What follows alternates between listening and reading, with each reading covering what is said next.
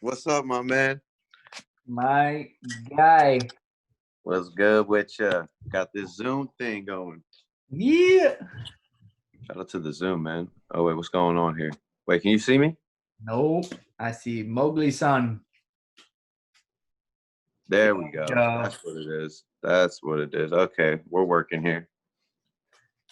Oh, shit, I got the fake background on? Wait, hold up. Wait, hold up. How do I do this? I don't want to do that.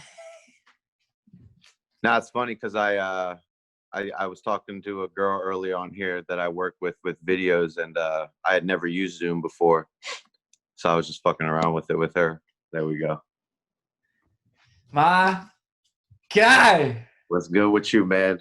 Mowgli, my friggin' man. I am so grateful to have you on my podcast today. Likewise, my man. Likewise, man. I'm blessed to be here in the Thank you. virtual Thank you so reality. much.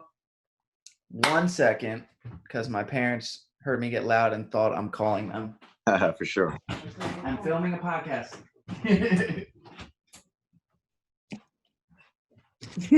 Yeah, just apologies in advance. I might get interrupted.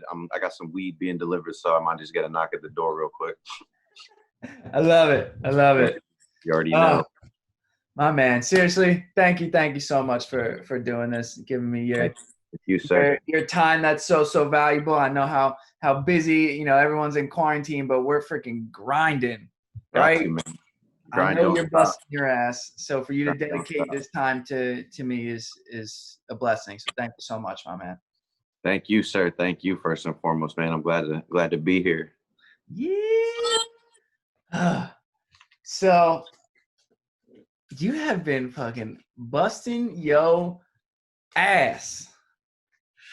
Trying, man. Trying to just tap into what life's all about, really. Because I feel like at the end of the day, once you put the bullshit aside, that's really what it's about. Just figuring out what life is to you and how you operate best. Hell yeah. Well said, man. There's so much, going on today, and I'm just really grateful that I get to sit here and do the things that I love the most. Like I had a great session making music today with Chris. Now Mm-hmm. I'm coming on doing the podcast. Like if I could do just that every day, man.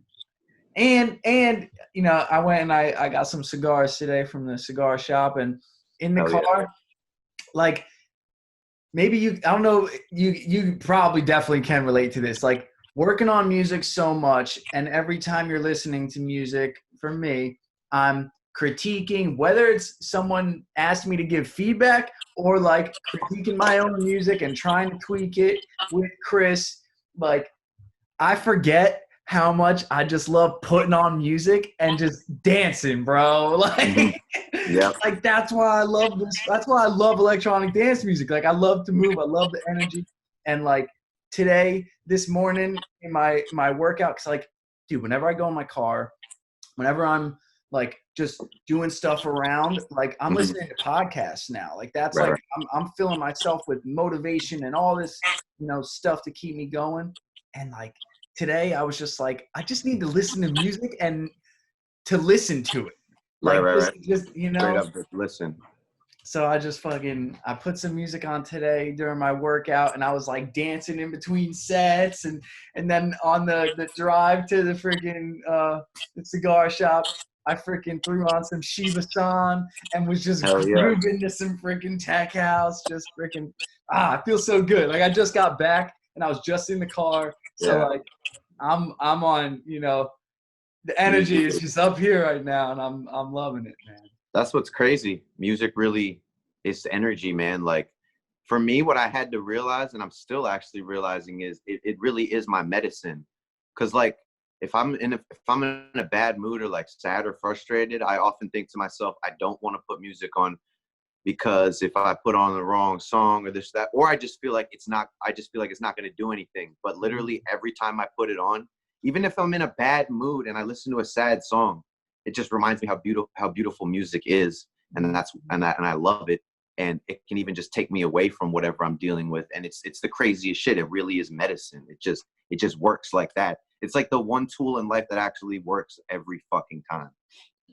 Every time, man. Literally, it's crazy. I can really relate to the, you know, being in whatever mood it is, Mhm. and the music can either I can put on music to dig me deeper into that sadness hole, right? When I'm feeling the little self-pity.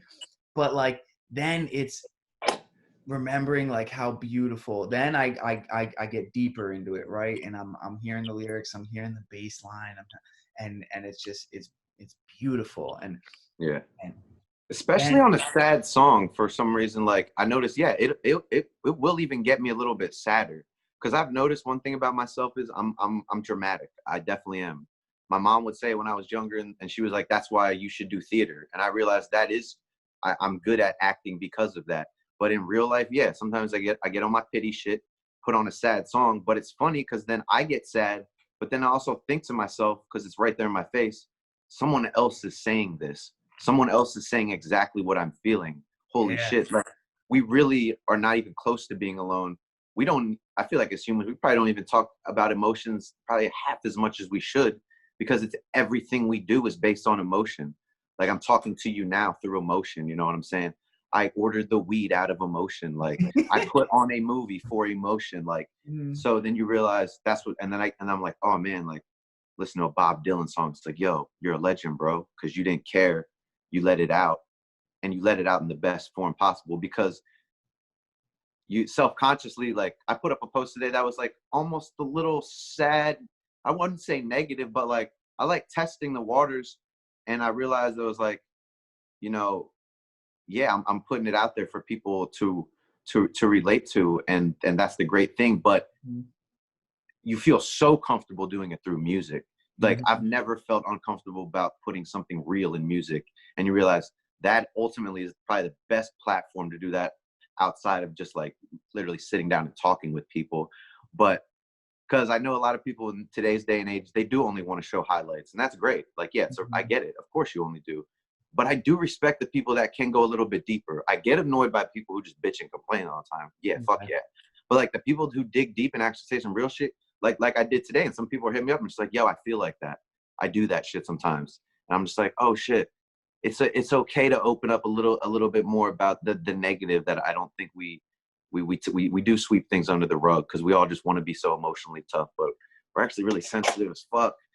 Man, the emotions, the especially the quote unquote negative emotions, right? Because first off, whenever there's a negative emotion, like if I reach out and if I'm doing the right things, like that really is a moment to grow. It's like as cliche as all this spirituality and mindfulness is starting to kind of become, because everyone, first off, there's so many like quotes out there, but like some are like forget about that stuff and be your best self, and then some of it is like you gotta feel it in order to get through, and like there's so much contradiction with all Right. the quotes that are out there. So like to just be able to talk to someone and be honest about where you're at, and then for them to either say me too or this is how I got through it is so productive, right? Like So productive.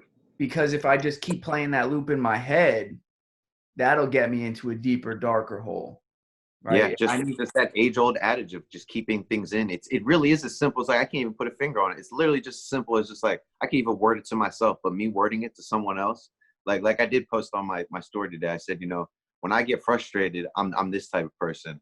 I just want to bitch. Like when I'm like I'll call my mom. It's like I'm just bitching. Like I don't give a fuck what you have to say, even if you're spitting logical shit. I'm just bitching and complaining. But then like 10 minutes later, I feel good, and she kind of knows that's how I operate.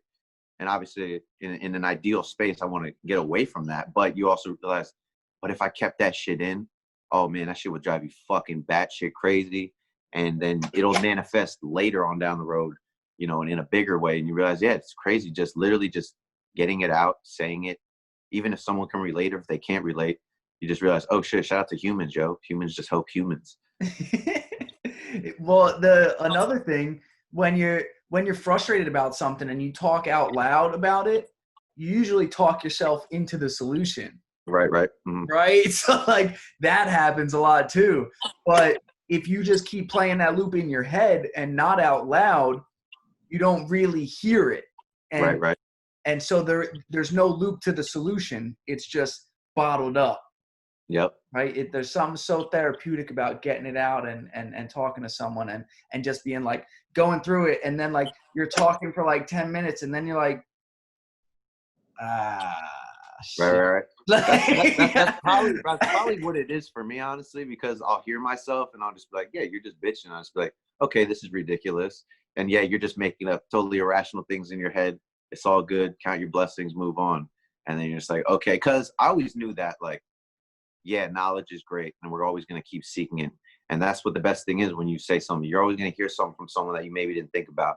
But at the base of it, we all kind of know what the right answers are.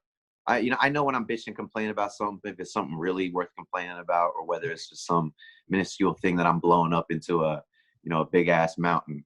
But yeah, just being able to just get it out. And then, yeah, you kind of hear yourself and say, okay, yeah, now I know what exactly is going on. Right. And when you go through that process and you actually talk with someone about it, that there's something to be said about getting it off your chest and not even just the fact that you talk yourself into the loop, but just the fact that it's a stressor on the body. And when Yeah.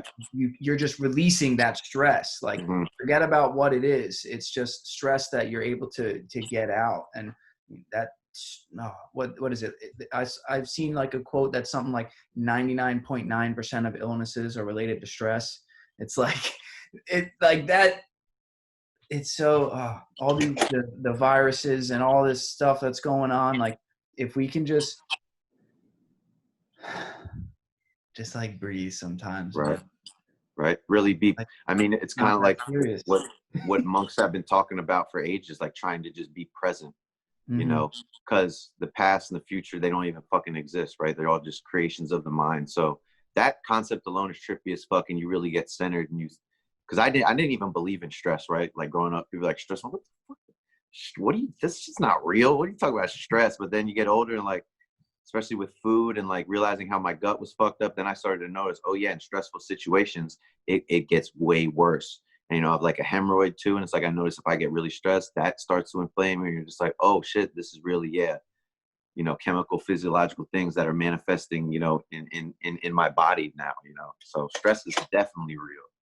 Dude, and everything's connected, right? It's the stress manifests in other ways, just like you said, in the body with the actual physical response, and All right. it doesn't even have to be like an actual like sickness, like the flu, like just like you said, like stomach problems, like a headache. A headache can come from stress, like um, just so many different things that you're just like, if I just sit back and breathe, I'm gonna be all right. Like Right. it's not that serious. And talk, I'm sure you've seen some of The Last Dance, right? Oh, for sure. Yo, hold up. Can I, if I swipe up here real quick and check a message, will I leave this conversation? Your picture goes away. Okay, hold up. Just give me 1 second. I just gotta respond to this text from the weed people. But yeah, man, fuck. The Last Dance is I've always been a person that's like, I see the inspirational shit, and everyone sees it and they feel it, right? And I love Gary Vee because he always talks about this shit, how you feel it, and then 15 minutes later or next Thursday, it's left you. I've always known I've been in boss mode, but I want to even be more boss mode. So I hear this Jordan shit, and I'm just like, yo, I got to apply this shit. Find what works for me, but like, because I do have a ruthless side. I'm a very people person too, but when it comes to competition, I have that little bit inside me as well too. I want to know. I want to get detail oriented with it and understand what it exactly is going to make me successful versus my competitors. But like I said, find out which way I'm going to do it, because I don't think I'm as cutthroat as far as the way I treat people. And in music industry, it's a little bit different because you don't really have to deal with teammates and things like that for the most part, especially right now on the come up. So you realize you don't have to take that route, but man, that shit is inspiring, bro. Dude, well, the reason why I bring it up is the quote.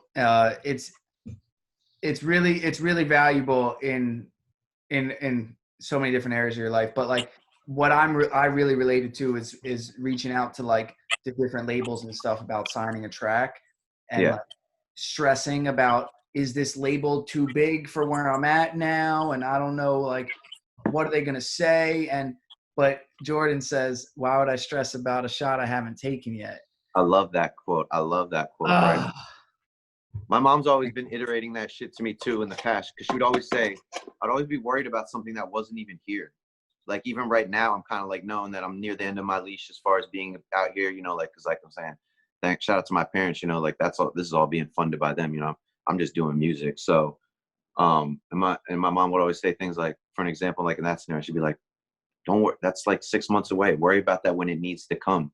So Mm-hmm. it's like, that's exactly what Jordan's saying. Yeah, don't worry about shit that you haven't even done yet, right? But that's really paralysis by analysis that people get into. They worry so much about shit that hasn't even happened that they actually don't take action.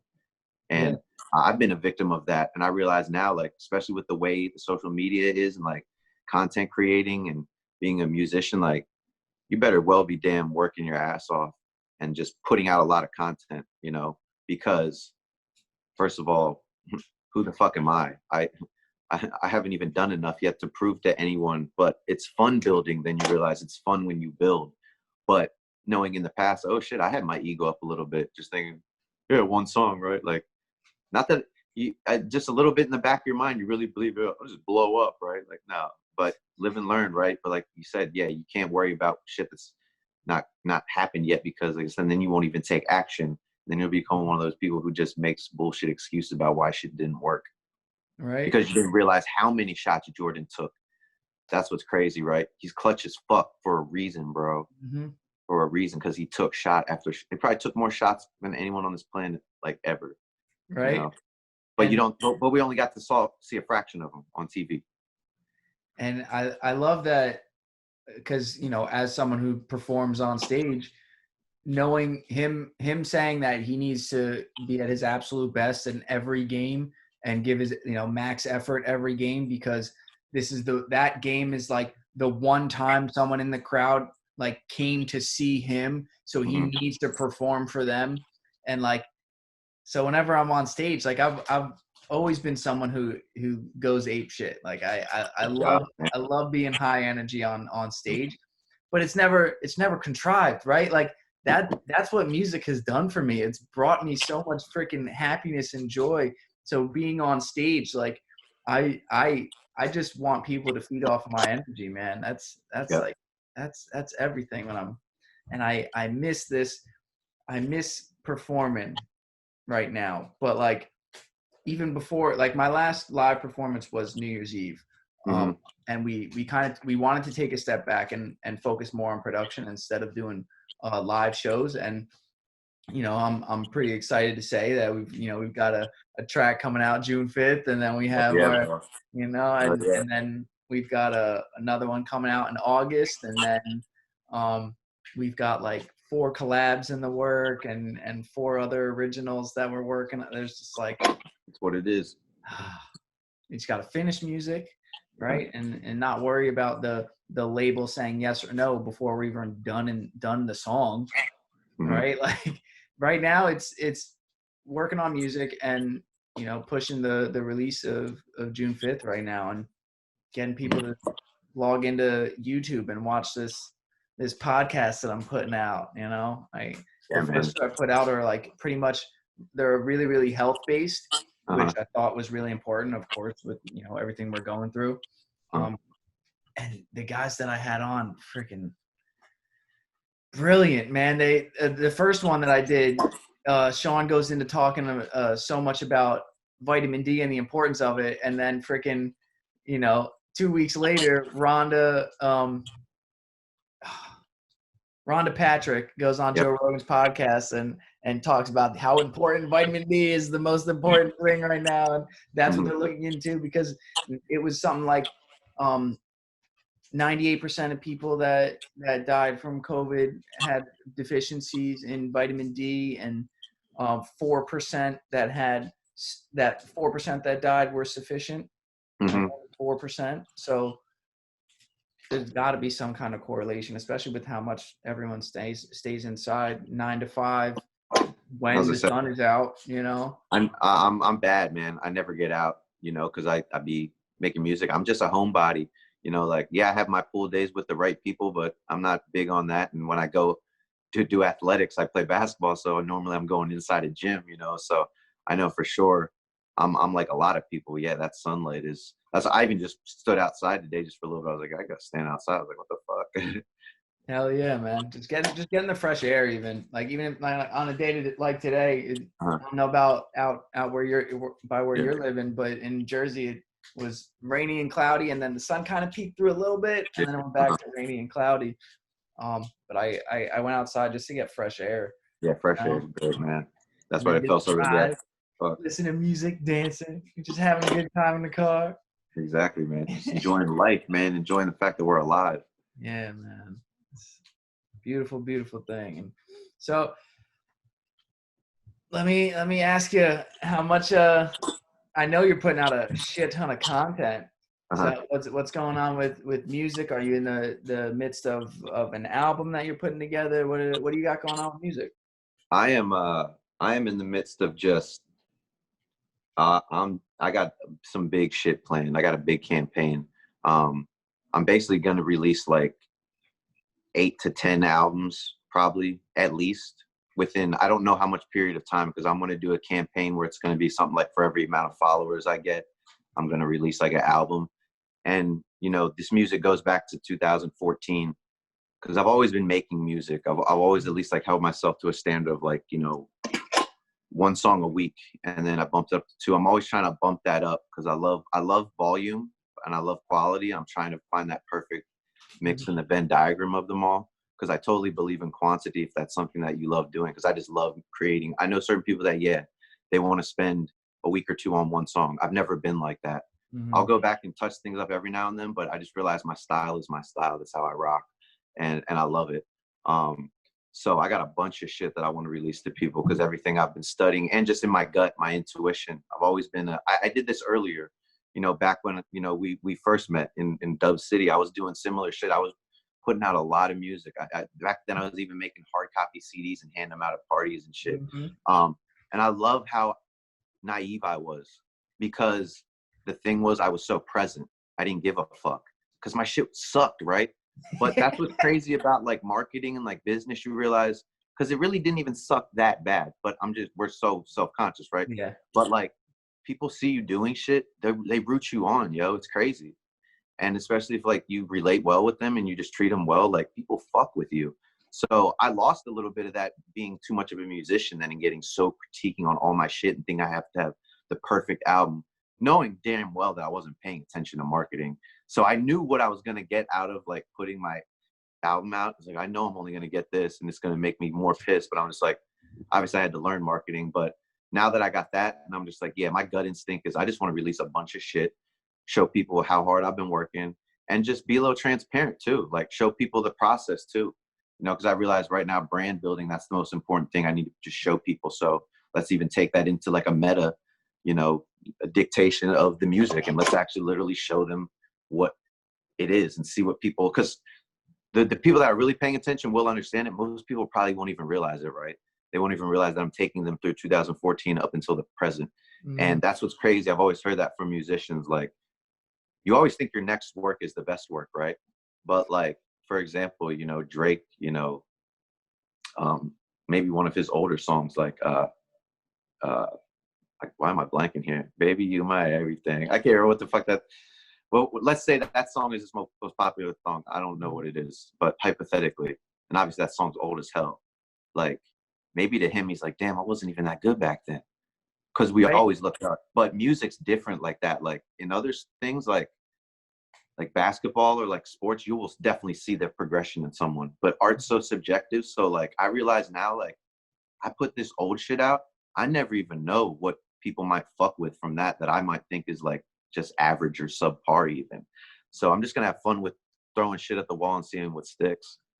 Dude, and what's crazy is, so I know that with electronic music, a lot of people, like, you see the progression in them getting better because it's not so much about lyrics, right? It's Right, you right. hear the Yeah. quality of the Mhm. production, how clean the production gets. Mhm. But a lot of, I mean, like, Illmatic is still one of the greatest albums ever, and that was Nas's first album Yep. that he came out with. Like Infinite, Eminem's first freaking mixtape is fire. Like, That's like, that's one of my favorite albums of all time, man. right? Like, so you see a lot of times with hip hop, the first album or the first couple, because that's what they put out, and it was all them because it was their art. And then sometimes later on they have to, now the label's telling them what to do, and they have to put a single on it instead of just what they like. And so sometimes as it goes on, you hear like, oh, they sold out or whatever. And first off, like, the goal here is to be able to do music and that pay the bills, right? It's I not. was gonna say, yeah, whatever your goal is, whatever your goal is. I don't give a fuck if your goal is to just sell the fuck out and be the richest motherfucker. Hell yeah, you can do that. Like some dude was talking about that on Gary Vee. He was like, yo, I have like 14,000 followers. I've been getting a lot of people hit me up for like sponsorships, but I don't want to like sell out. And he's like, well, do you want to make money or do you want to like, but he's like, what do you want to do? And he's like, I don't know. He's like, make money would be cool. He's like, then go ahead. Like, yeah, maybe 87 people out of the 14,000 followers that you have are going to be like, fuck you. Yeah, no shit, that's going to happen. But like, really, no one gives a shit. Now, especially if you do it in the right way. No one's going to give a fuck, especially because he had a good community going already. So you realize, yeah, whatever your goal is, and obviously if you want to be true to the music, fuck yeah. Especially in today's day and age, you can definitely be true to the music and shit on the labels. The labels are, from what I understand, there's a lot of panic going on, like, because they're losing control like motherfuckers. Well, because first off, DistroKid, freaking, you can self-release anything. Now, I don't like self-releasing on. For me, especially with how many people are DJs and producers now, with DistroKid, they can get their shit on Spotify, they can get their shit on Apple Music, but like, for me to release a song that a record label signs, like with electronic music, it's really different because you go one song at a time. Yeah. So that's just like third party credibility, right? That's like someone buying your, whatever product you put out and saying, I like and use this. Instead of you being like, look what I'm selling, you're gonna like this. Yeah. Right? Like the record label likes it. So like, you guys, it's good. Like they like it. and most importantly, with the music that we're putting out, like we don't care about there's no target audience, right? Like we make bass house and tech house. Like that's the music we make. And when we're in the studio and we finally hit play to let the song actually all play out instead of to nitpick each one beat and each sound and and we just let it play. Like if we don't like it and we're not dancing, we're not gonna put that shit out. Exactly. Like it's as simple as that. And it's really cool because there's so many record labels now with electronic music. Like like obviously we're in two different worlds. We're artists, right? But with electronic music, there's so many smaller labels that are just looking to put people on. And if your shit sounds clean, it sounds clean. And if it's the genre they make, then why not put it out? You know what I mean? So like it's I have a friend that's really diving into, he's an amazing drummer, but he's also was making EDM, and now he wants to make more like pop stuff, like almost like a Billie Eilish type of vibe, like the dark pop. Yeah. But with his electronic music, he was able to pitch to smaller labels and put stuff out. But now, like, he's making like pop music, so that's the pitch to a whole different tier of labels. So like they're like, yeah, it's pretty good, but just not for us right now. Like your brand isn't big enough, pretty much. You know? So like, that's like I don't know anything about like my label research. I wouldn't. You're definitely obviously more knowledgeable about that shit, because I know just like in the past I sent a bunch of demos out, like actual like CDs. I sent them out to like 100 some like little indie labels I found and shit, and obviously no luck there, whatever. I got some good messages back and feedback and things like that, Mhm. But that's kind of like the point my mind started shifting and realizing that it was kind of, at least for the one thing I could control, I was like, what can I control? So I don't know about like pitching the labels, but like obviously, yeah, that makes complete sense. So because yeah, that's a different realm for sure. Because yeah, they're pitching and looking for, you don't know what they're looking for, right? Yeah, like the that's why I wanted to, like, I have my buddy Jay Frio on, that podcast will be coming out soon too.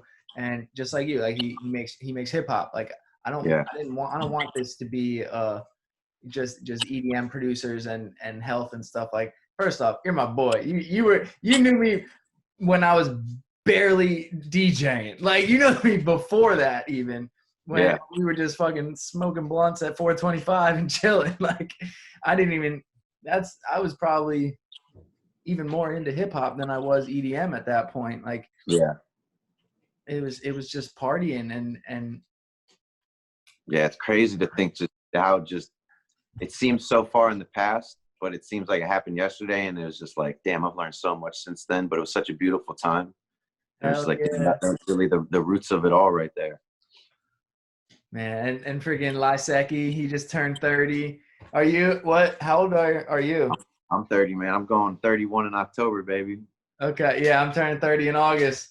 There you go, man. Man, we were like 18, 19, Yeah, 20, chilling. Oh, like you right. said, it's it feels like it was yesterday, but it was also a decade ago. Like, Yeah, and it's super dope perspective because you think to yourself, because like all of us, I realize all of us, we all are just striving to be somewhere we're not yet, like we talked about earlier. And this even goes for people that have accomplished things. I think that's a common misconception. Like we obviously saw it from Jordan, right? Like he still wanted more. He still needed that next one. There's always another thing in life that you think you're not there. So you always like got to be present. What do I have that's fucking dope? Because yeah, of course I'm going to be wanting more. So you look back on 10 years and like, damn, I didn't do enough. And there's like, no, actually, the way God works, I did everything perfect because I even know what to do now because I'm present enough to know what it is. So you learned. So you're like, well, oh shit, 10 years does go by like this. So now mhm, you realize what real grind mode is. And that's not even really like to a crazy extent, right? Or even like, yeah, of course, when you get more things on your schedule and you're going to be going here and you're going to have more time allocated, but you can pace yourself too, even I've learned. And it's like, but you just know what consistency is, right? And that over 10 years, ooh, consistency. Now it's just like, yeah, let's mhm. go. Now I'm excited for the next 10 years because like I know how quick it's gonna go by and I know how consistent I'm gonna be. Now it's just up in the air to see what the fuck happens. Right? Like 10 years ago, if you told me that, first off, if you told me I'd be wearing short shorts, I'd be wearing, Yeah, I didn't see that one coming. I had no idea that like all the ball players now, everyone's shorts are getting shorter, man. I didn't yeah, see that one coming at all. short shorts, freaking, I don't know, the style, like dad hats. I never had a dad hat. I was Right? fitted only. I thought dad hats were I thought they sucked. Like, I thought it was so stupid, and then I fell in love with them, and then like now I got this freaking top bun shit. So like I rock a visor if I rock a hat, or I just rock Yeah, a hair fucking band and shit. Like, yeah, but then to like, there's so many things that 10 years ago, if you told me, this is how I'm bringing it all in. 10 years ago, if you told me this is what would be my reality, I'd be like, you're insane. You are yep, actually insane. Like, you're saying the most wild things possible. So now, having like the 10 years of experience and being like, all right, if I just put consistent work into what I actually really want to do, like, yeah, I have goals for the next 10 years, but I really have no idea you have what no idea where it could take you. the It's actually it's unfathomable, and that's why it's everything that everyone that's you've ever looked up to, all the shit they preach is no fucking lie.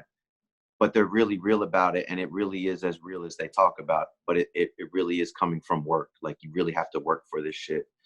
So it's so fun though when you get that obsession and that spark, and you realize, yeah, let's see what time does, because like you said, I always think, yeah, you would have told 16-year-old me, all I cared about in high school was playing golf, smoking weed, and like that's it, I think, and like playing basketball and watching like basketball every now and then, like hang with my friends.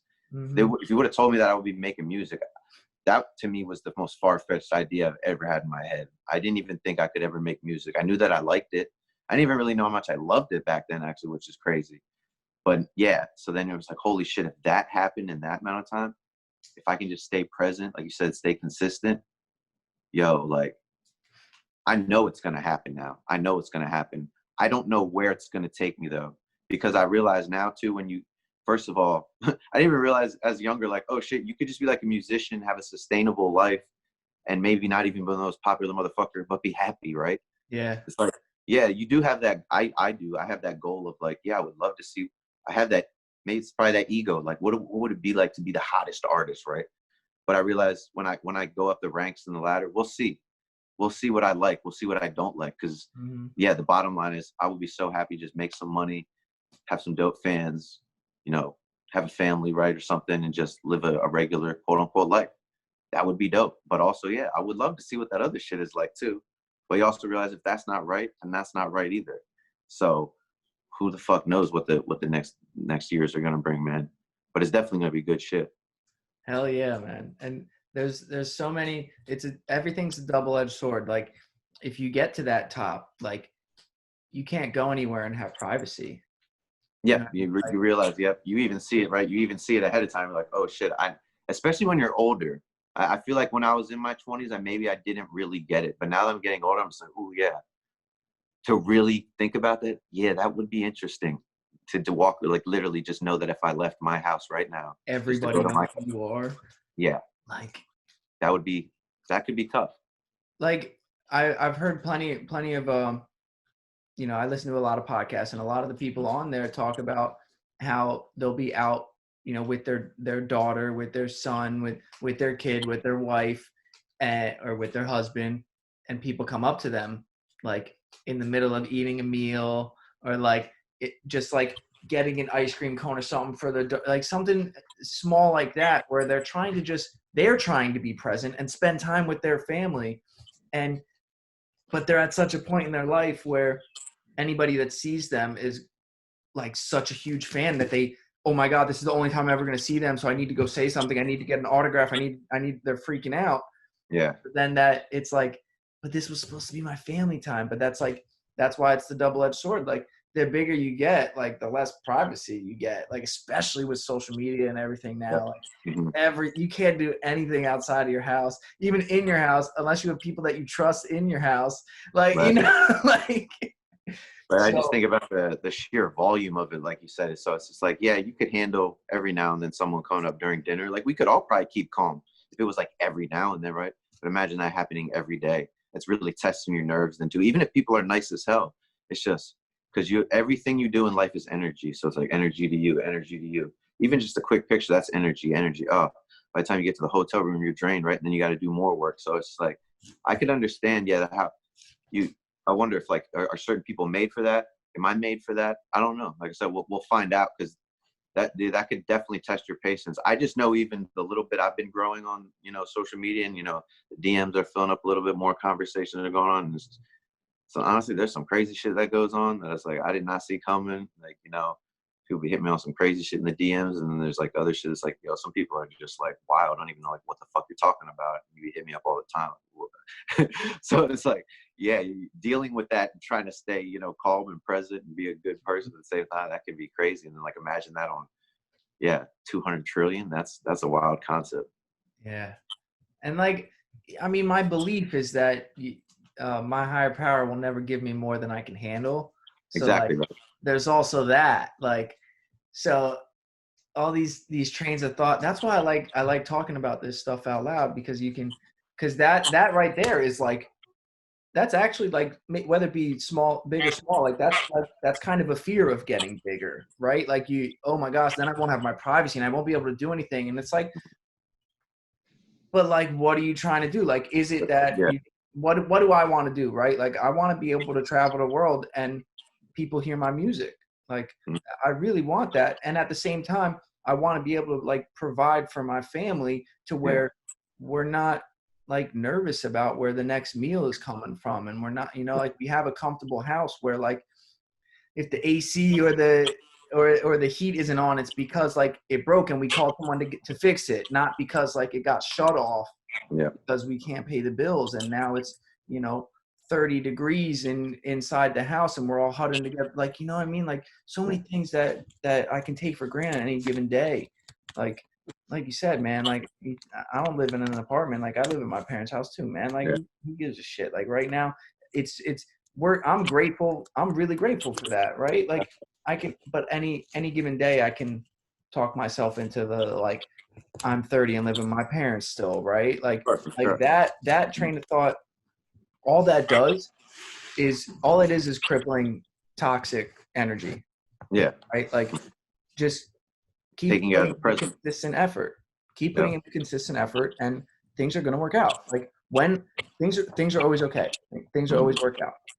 It always does. You put out good energy, you get good energy. It's and then it's just patience, man. We all just want it so quickly because we just TV got us a little fucked up back in the day, just thinking it's like, oh, you turn on the show and it was like that's just how it was always for these characters. No, like they had to go through audition after audition after audition and class after class to get better and better, and then they finally got one that was like semi good, and then it was like it's just and you realize, and that's the fun of it. Enjoy the journey. And like you said, as far as, you know, maybe like people look at Jordan, right, and they're like, oh man, all he had to sacrifice and he has no life.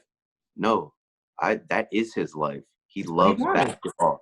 He doesn't love going out to the club all the time. He doesn't love, you know, just going to a 9 to 5 and then coming home to a family. He loves playing basketball, putting his heart in, so he's obsessed with the game. And yeah, he does enjoy himself from time to time, not to the extent you do. So now you call it a no life. Mm-hmm. So that's what I think to myself. There's a reason I'm single and 30 and I don't have a very healthy dating life. And partly it's because I don't put myself in those situations. So I don't really have anything to bitch about, but it's also because I love what I do. And I have a dream and I have a vision that I believe in so hard in my heart and soul. And I know that's why I was put on this earth. So fuck yeah, I love what I do. And now I realize all those other things that I bitch and complain about, they will manifest. But that's why it is the way it is, because God says you can't have everything. You got to choose. But then you realize what it is do you really love? Because I have explored the days of like, let me just party all the time and try to get with this girl all the time or that girl and try to get a relation. And then I realized it didn't work out for a reason, because I was never meant for that shit anyways. Mm-hmm. So this is my life. This is what I love. So maybe I am meant for the biggest of all, because I was blessed with that gift of being able to relate to people and have a lot of patience socially.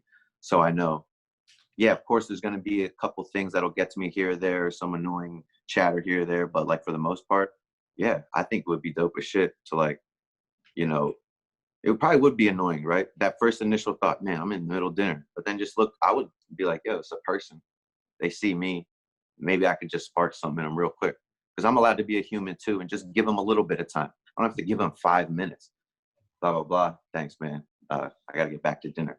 And people have no problem with that. Mm-hmm. Then you realize, oh, shit. Like being a musician, like especially a top tier one, it's almost like you're like a philanthropist too. Like you have to really relate to people. Like, because those are the people that get remembered. And these people that are coming up to these artists and these comedians and all this stuff, and it's the reason why is because they've positively impacted their life.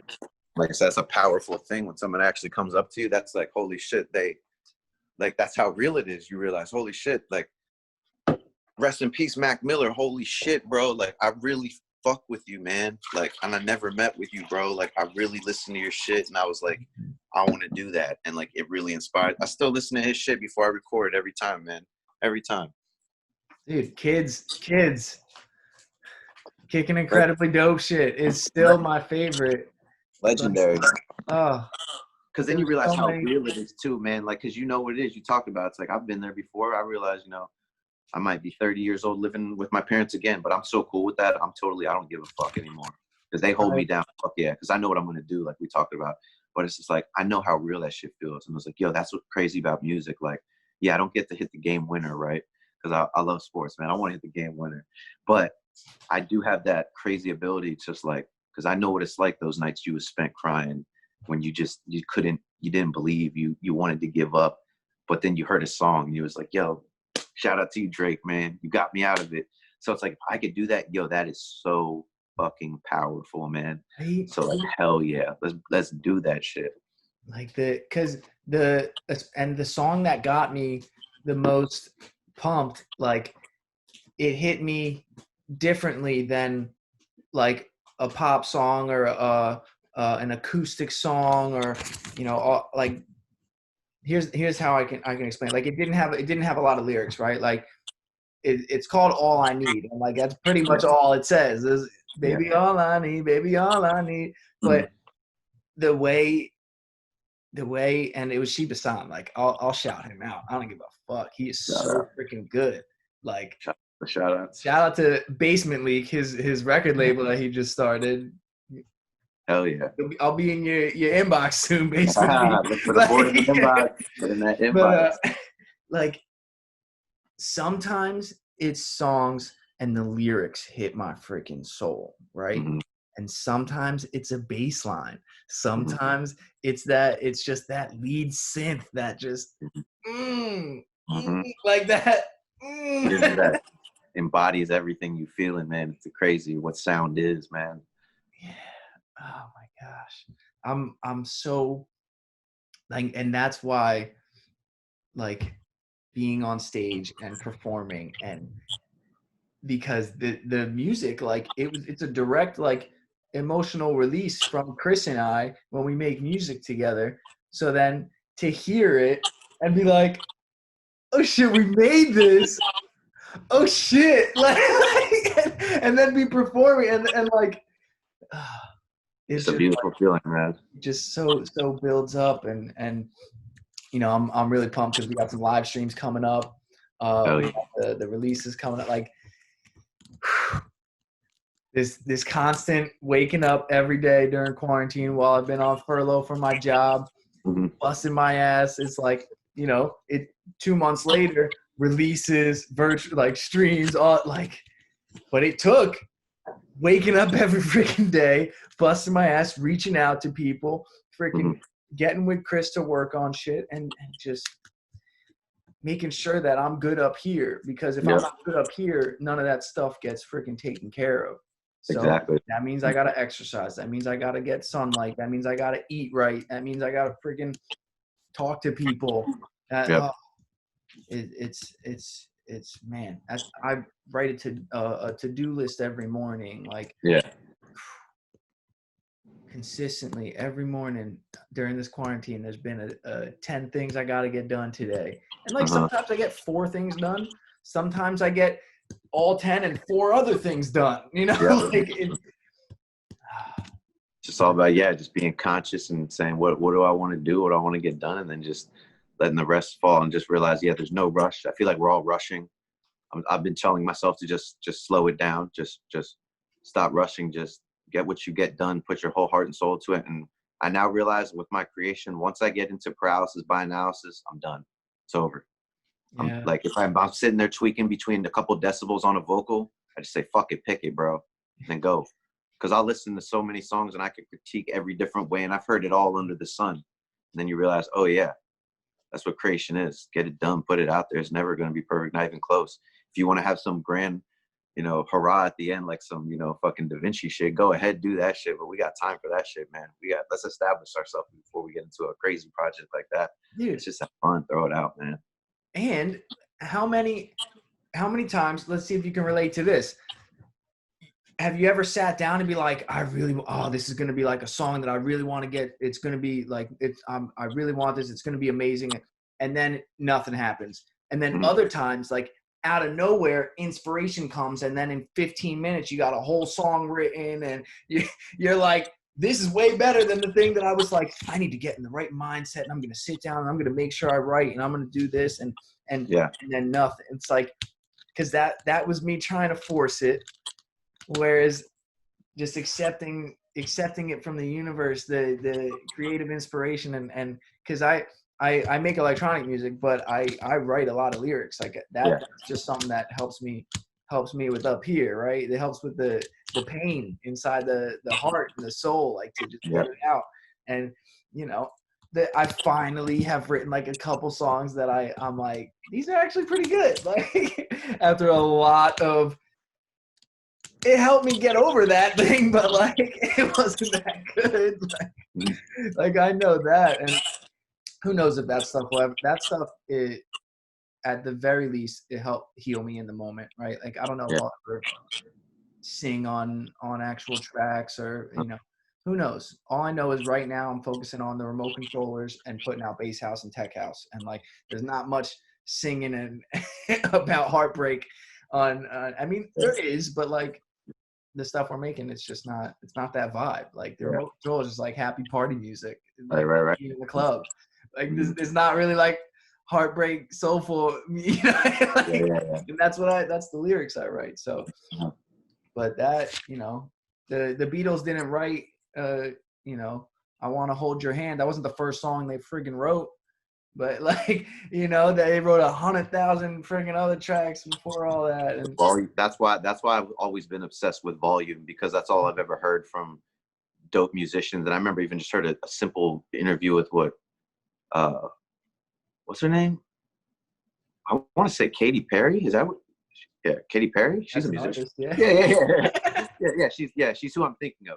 I thought I was like mixing her with the actress or some shit, but it was like an interview with her or something, and it was like in the beginning, and she was like, I remember my manager came to me, he's like, you have to write a song a day, and she was like, what? And then like I thought about it, and I was like, that seems so daunting, but then once you just get in the flow, it's a piece of cake. Freestyling, luckily for me, I always knew that like I could shit lyrics if I need to. Like if gun to my head, I could shit lyrics out. And then I realized I was so trying to search for the perfect verse, the perfect line. And then I realized sometimes I'd be sitting down, write a verse for 2 hours and then freestyle some shit, and somebody thought the freestyle verse was hotter than that. And I realized even now what I've been doing is I haven't even been writing really lately, because I realized writing, all it is just a thought put down on the paper. So I've been kind of on my Jay-Z shit lately. I just Lil Wayne, I go in the booth and I just freestyle, and like, but like sometimes it's one take, but a lot of times it's not. Like I'll just do like 2 or 3 bars at a time, right? Then I just punch in, because I know how to punch in without anybody ever telling that I punched in, you know.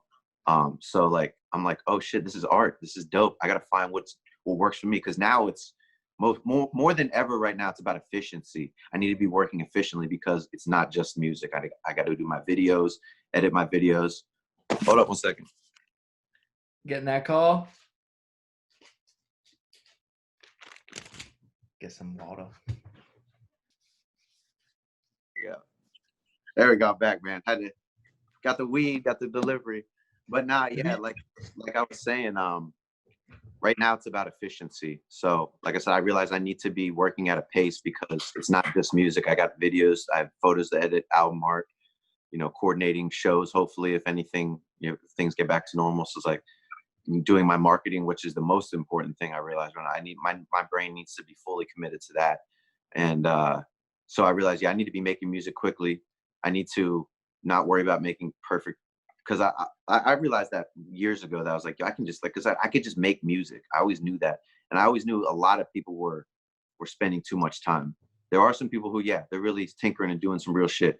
But like, I had friends come over and they're like recording verses, like literally like 20 takes later. I'm like, bro, you're not going to be, you can only get like 1% better every day. Like, you're not going to be like, I can't shoot 100 shots like in one day and think I'm going to be Jordan. That's going to take years.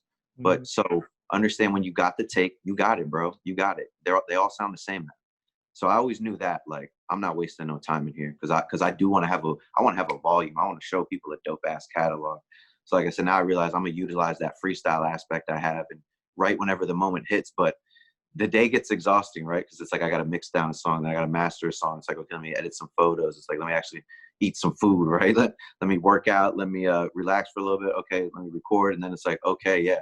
If I wanted to sit down, like actually like write some lyrics, that I could be sitting there forever and then fall asleep and nothing would get done. Well, a good amount would get done, but like I said, I'm trying to be optimal. I've always tried to be a machine. I know it's like impossible, but I'm trying to be as machine as I can. So yeah, I'm trying to utilize that freestyle aspect and just pump out as much as I can, and then realize, yeah, to see, I think that's even just, it seems like my style, because I've always heard of people, yeah, different shit. I remember, you know, Mac Miller, he always talked about being like a very short recording artist. Like he would talk about like just partying, like he would like have people partying or like in the booth, and then just like he would go in the vocal booth real quick, like record a verse and then come back out, party a little bit, then go back in. I was like, that's crazy, I can't do that.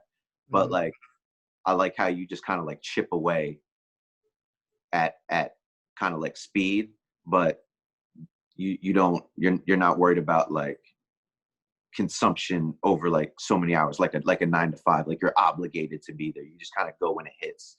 So I've always been more of that guy. Well, I know I love, you know, the whole thing with quantity and just going through the entire process from the creative phase to mastered and done. Just going through that whole process, the more you can go through it, the better you'll get at each part of it. And like with electronic music, it takes about 10 to 20 hours in the studio to get a song done. Like that's just like you ask a lot of producers, you know, the idea phase can sometimes happen like that. Like they're just like getting that awesome melody, like the main lead for the drop and just like some funny vocal, like, or you know what I mean? Like that part can come together really quickly. The mixing phase, that can take a long friggin' time. That's the bulk of the time in the studio is getting the sound good, and then the mastering won't take as long as the mixing, but because you got to get it loud now, right? So, but going and just thinking about that, you're doing so many instruments. You know, I'm lucky right now. It's just vocals. I just worry about my vocals, and I don't even like split up in like hook and verse. I just pretty much mix down everything the same and stock plugins. You know, I'm not doing anything crazy, really fundamental shit. I love the way I do my shit though, but it's like, yeah, I can imagine, okay, I got a hi-hat mixed down completely different from like a snare or like you said, like a synth. That's gotta be a whole different game. EQ, and then you gotta EQ all of them and everything. That's a process. Dude, EQ, compression, reverb, delay, friggin' on every instrument, For all of those, yep. I'm on just doing every single thing. And then automation is my biggest bitch.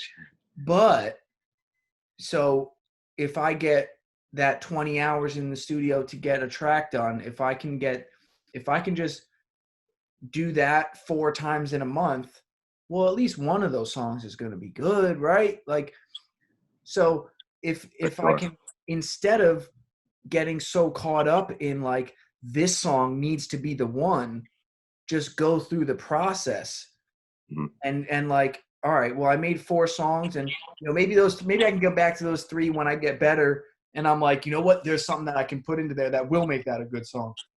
But if I get one of those 4 good songs, one of those 4 songs to get, you know, label quality, and if I come out with 12 songs in a year, that's like a hip hop artist, a pop artist coming out with an album a year.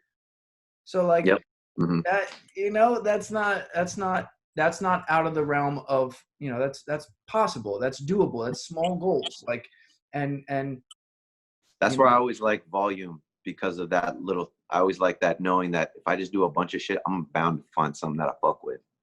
And then actually, I learned the way I work, actually, like, no, this is how I work. And actually, this is where the majority of the shit I fuck with comes from anyways. But like I said, even if that's not your style, you just do that shit all day, you're going to come up with something you fuck with. Hell fucking yeah. And listen, there's a reason why you're so drawn to it, right? Like your taste is up here, and like when your talent and your effort creeps up to how good your taste is, that's when you hit the sweet spot, and like that's when something beautiful comes out. And sometimes we don't quite get it up to our taste, but you know, the more we do, the more better chance, the law of probability, right? Like yeah, and you just like, the more reps the more you're gonna learn. So now I kind of have an idea. I know, because like I'm a competitor, so I know, like, yeah, I pride myself on being versatile, but I also do know the little nuances of my game, right, per se. You know, like I know exactly what tracks I could spit something on it, it's just not my sound first off, or that my flow just doesn't sound as good on that one. But I know these things now because I've done so much, and I get to see like, oh yeah, like, especially with my sound, I know now, like my dad's always like, you need to make more happy shit. And I'm just like, it's not my style, Pops. Like, I'm serious, I'm dramatic. I love that classic feel. Yeah, I'm going to have some get you going, little, more like swagger songs, right? I will call them, but like true, like happy shit. It's the wrong artist. That's not me. You know what I'm saying? Like I'm not Mr. Glee like that. I like having that little bit of rough edges. So, and then, like I said, but that only came from quantity because I've spit on so many happy beats, right? And I haven't ever found one that I fuck with, unless I was saying like some really bold shit. Then I realized, oh, I can switch it up a little bit with my tone, but still, for the most part, I know how I want to sound now. So you just, you learn that over repetitions, right? You just learn yourself, like life, right? Every year that goes by, you learn a little bit more about yourself. Hell yeah, man. Like, there's been a lot of times, like because I'm a part of a duo, right? So Yeah. meeting up with Chris is we work really well when we're in the same room, and it's Yeah. hard. I don't want to say it's hard for us to sit down and work on music when we're not, with each other. But like, if there's something a switch that just turns on when we are in the same room. It's like the two heads are better than one. With everything. It's like, I forget who was talking about it. I think actually it probably was Joe Rogan talking about how like, what are ideas? Like, is an idea something that I actually came up with, or am I like a radio antenna that's getting an idea from some other source and something else? And so when there's two people, there's two antennas, it's more likely that we're going to get, and we're both there to do the same thing. So now we've got two antennas. So now our strength for picking up the ideas and the energy from the universe to then bring, it's like, it's great. That's just how you rock, because I'm the exact opposite almost. Like, I work better with nobody around, just me. Maybe it's the only child in me, like, because I've always struggled with that with other musicians. My friend Art, I don't know if you remember Art Critchlow. Yeah. Yep.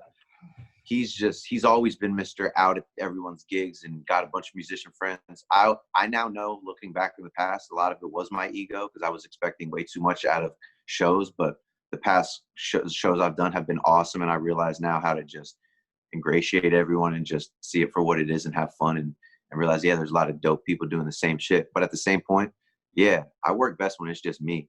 Because it really takes a lot for me to click with someone, especially musically. I've noticed, it's almost like I'm like hard to get or some shit, right? Like, dating shit. But it's like, but when I do fuck with people like Art, I'll do shit with him any fucking day of the week. You kidding me? If he needs me, I'm down so hard. But like other people, I'll get in the booth with some people and I'm just like, I just don't feel it. I don't feel the enjoyment.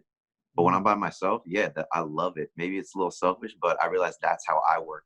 So I'm never going to let anyone convince me that collaborating is the end all be all. Of course, I know it can be important. If that's your thing, that's your thing. But I know for me as an artist, I know there's so many other avenues I can market myself where I can get my shit out to people. Because I know the only people saying that are the people that aren't doing shit anyways, and they're just regurgitating some bullshit that they heard from some get 100,000 followers in 10 days video they saw, or didn't even fucking watch the whole thing to realize that it was actually bullshit. Right. But I realized, you got to just find the way you rock and not feel guilty about things that you're not, aren't you? Like, because then I might feel guilty about it. It's like, man, it's not that I don't like people, because I fucking rock people when, like, especially when people just hit me up out of nowhere. It's like, you want to collab? I'm just like, I don't even fucking know you, bro. Like, now I'm just like, as a consumer, I'm turned off now, and I'm learning that as far as like when I sell things to people and how I'm marketing my shit. It's like, oh yeah, people are emotional, like we talked about in the beginning. So it's like, I don't even like that. So it's like,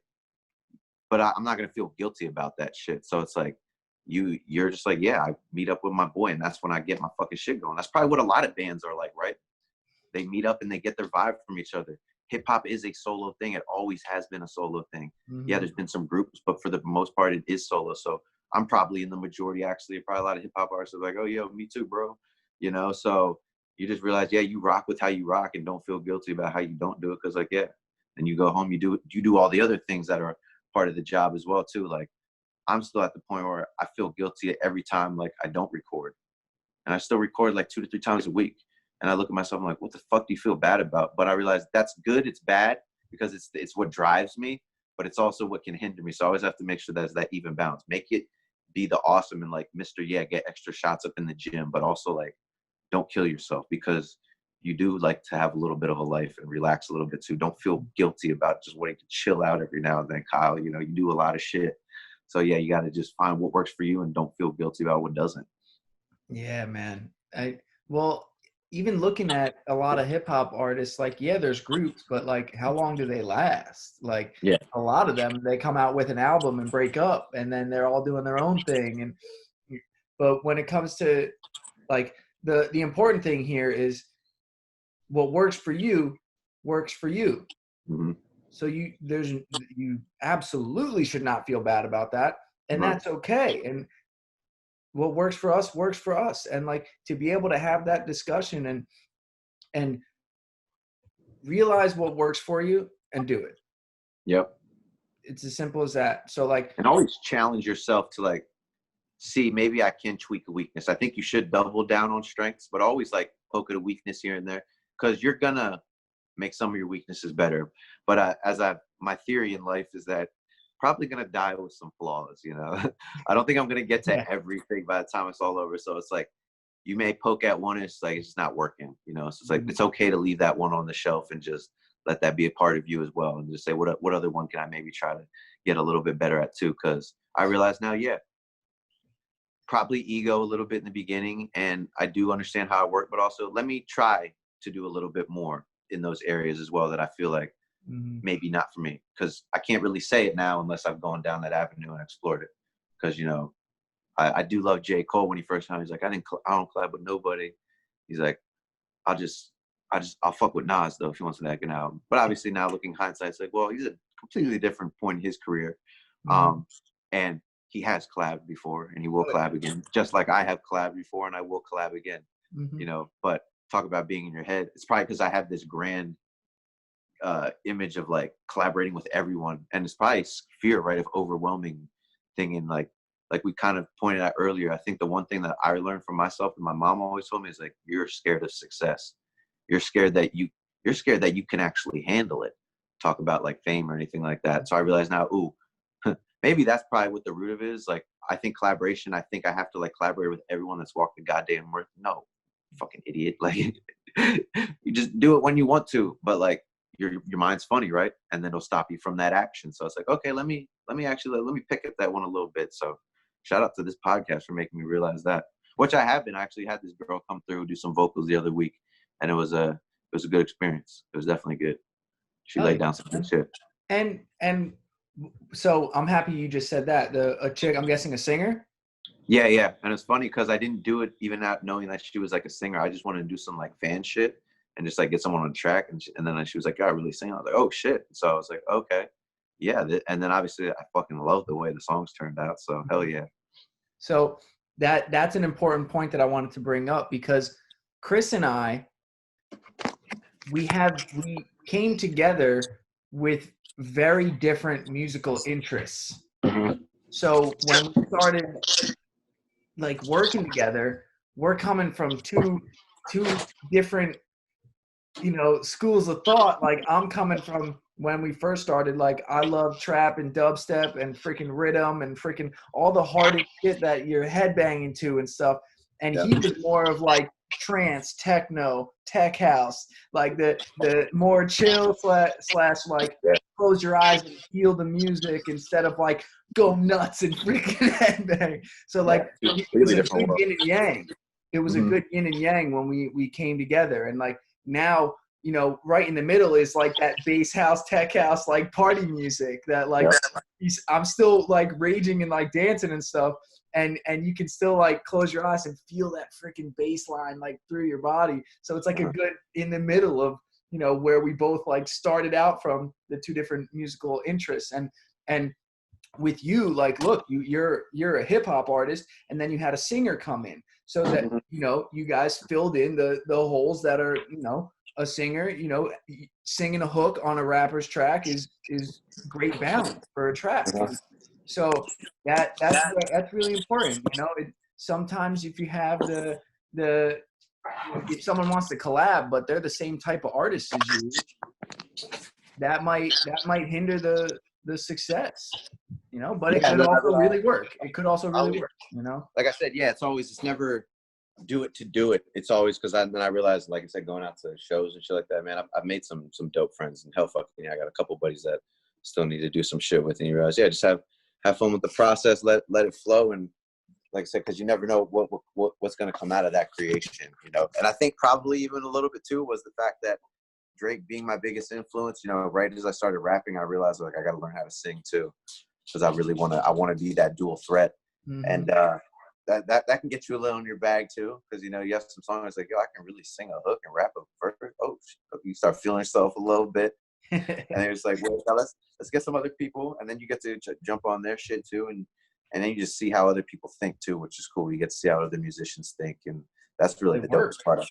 Yeah. Got my wonderful LaCroix. Shout out to that LaCroix. Shout out to the health, man. Man, so that's it, man. That's another thing I want to talk to you about, because you've Right. been on a journey with that too, man. I've been on the journey with that, and I feel like I've reached the plateau, but that I've reached the plateau that I've wanted to get to. So I'm very thankful and happy. But I realize that, yeah, like you're definitely in it more than I am, you know. So like the girl that came through, actually, she's like a bodybuilder too. So she was spitting all this like macro shit to me that I was like, damn, you're really like detail oriented with like I've eaten like 133 grams of fat. Like I'm cool with it. I'm cool with it. I'm cool with it. I just learned how to not get fat again. That was really my only goal. I was like, I just don't. And like I said, my gut. Oh man, I'm so thankful. I feel so much better. I feel healthier. So I at least know I did that much. I'm a pretty healthy eater, but I'm not like the most healthy, you know. But I've learned that, yeah, my knowledge was like, I just want to learn how to not get fat, have that little stomach, because I didn't like that. Dude, this the health journey started at Westchester. I mean, like health and Yeah. coaching was what I was studying and stuff, but Yeah. that was really out of like, it almost seemed like necessity that I went there for hockey and was like, I don't really know what I want to study, but I like sports, so like health and fitness and Mhm. you know, like, but that journey of going from really living unhealthy to getting, not just getting clean, but starting to like realize like when I eat certain things I feel like shit. Yeah. Just And like paying attention, right, to what yeah, your body's saying. so like I didn't like stopping at 7-Eleven on the way home from the bars because in the moment getting the taquito and the pizza tastes so good and feels so good, but the next morning twice as freaking bad as just a hangover, you know? Not good. So, man, like I did that, you know, too many times, and you know, I haven't had fast food in I probably like 6 years now. Like before I got even clean, I stopped eating fast food and shit. Uh-huh. And man, the amount of, now with me and with coronavirus and all this shit, like I have asthma, so like Uh-huh. trying to, like, asthma is an autoimmune response, so like there's a lot of things with diet and stuff that I've been trying to, so that I can get rid of it, and like it's really under control, like, Yeah. but there's still the underlying, like I have to hit the inhaler probably once a day, Right. but before it was hitting the inhaler a couple times a day, and then went to the doctor, got put on a 10 milligram steroid for it, and was taking that and hitting it once a day. Yeah. And then changed my diet, and then I ran out of the steroid pill, and I was like, I'm not going to get it refilled. Like, let's put the money where my mouth is with this diet. Like, is it really helping? And so there was no change. Like, it went from the pill and once a day to now no pill and once a day. So now, like, I feel a lot better about that, because first off, like any sort of like medications and stuff like that, I'm weird about that with the body. Like I don't like pharmaceuticals. I learned they all just treat symptoms. They don't actually treat what's wrong. Like that, for my stomach, they held me on those proton pump inhibitors. Bro, that shit really didn't do anything. And once I switched my diet, are you kidding me? Uh, fuck your pills. Like, get that shit out of here. That shit didn't even do anything. Yeah. Because you switching your diet doesn't put money in their pocket, so they're not going to say go switch your diet. They never say, what are you eating? Yeah. Like, I had hormone shit going on. I had some ED issues going on, man. And I remember going to the doctor for that, and he's like, it's in your head.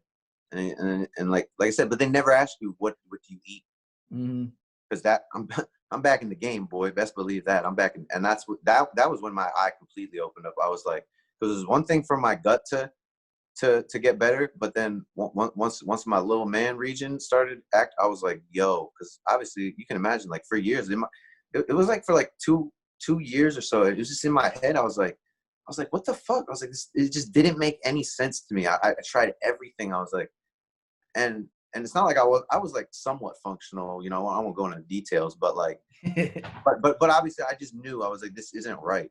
I was like, and you know your body. And like, you know, I would go soft, like, you know, having sex. And I was like, what the fuck? I was like, this makes no sense to me.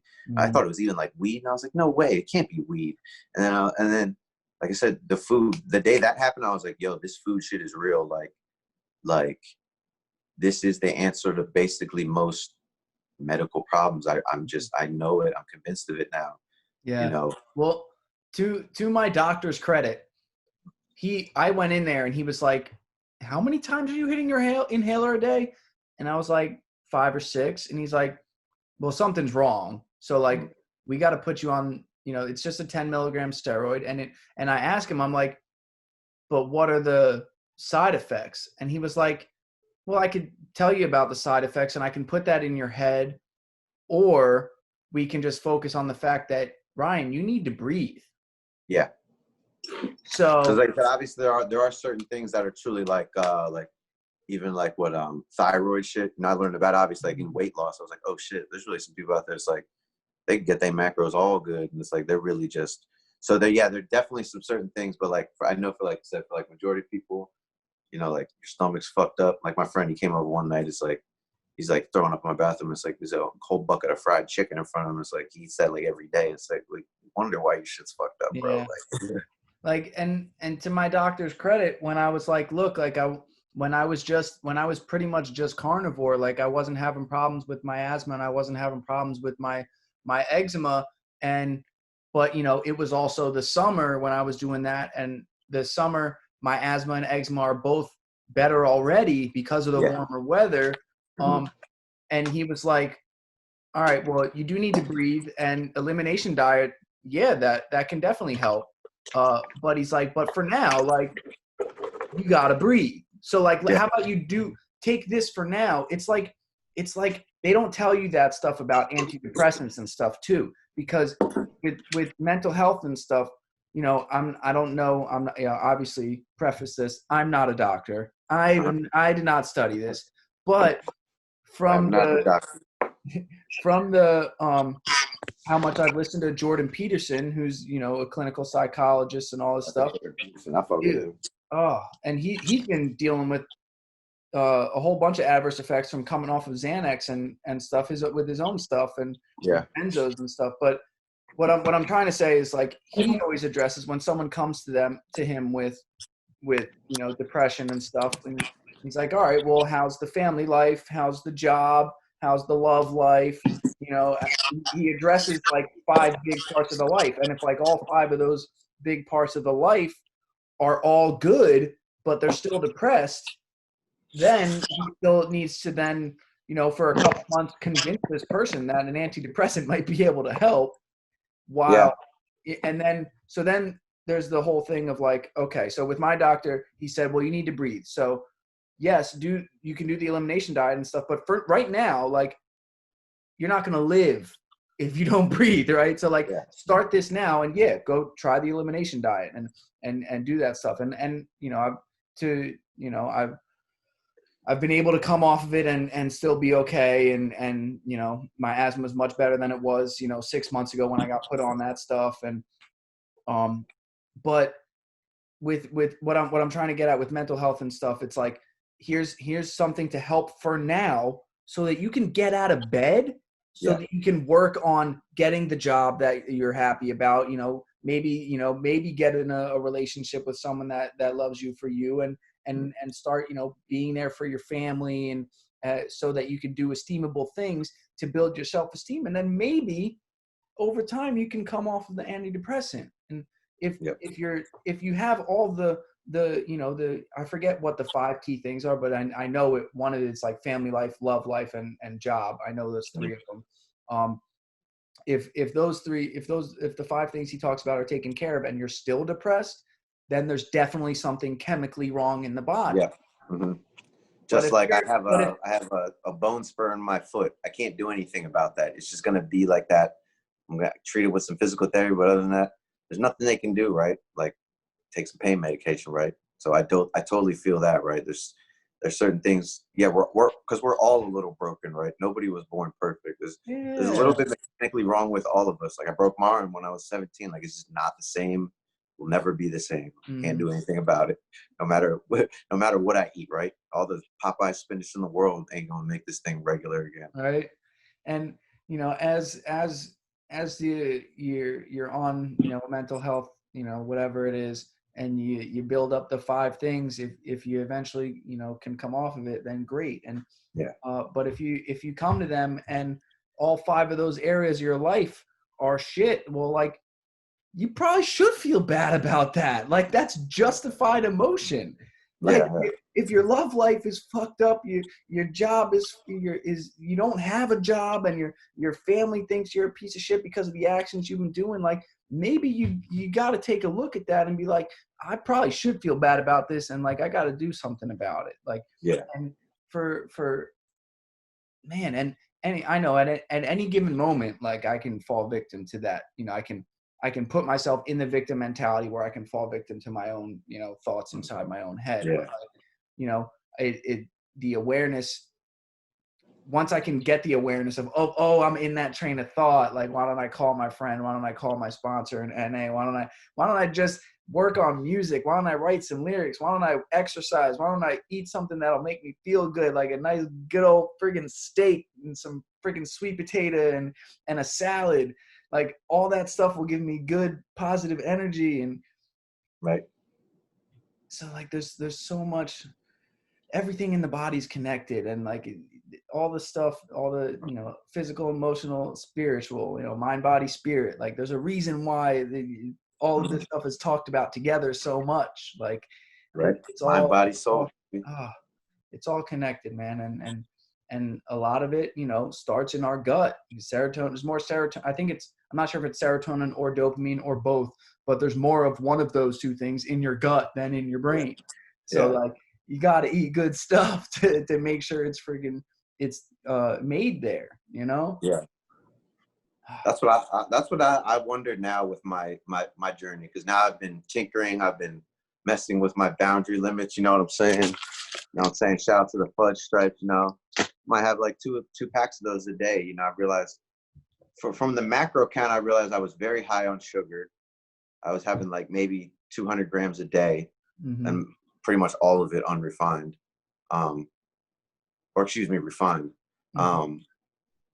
So you know, I went like keto in the beginning, right? I thought it was like carbs, and I realized like I'll be pushing like 200 daily now, and you know, like I said, because um, so I don't know, but I know in the past I wasn't eating a lot of veggies, so I know for gut health, obviously that's huge. So Mm-hmm. I always wonder now. I'm just like, what did make me fat? Because I still be pushing the sugar now. Sometimes I get up to like 100 grams. I've noticed, like, and there's been no body composition issues at all.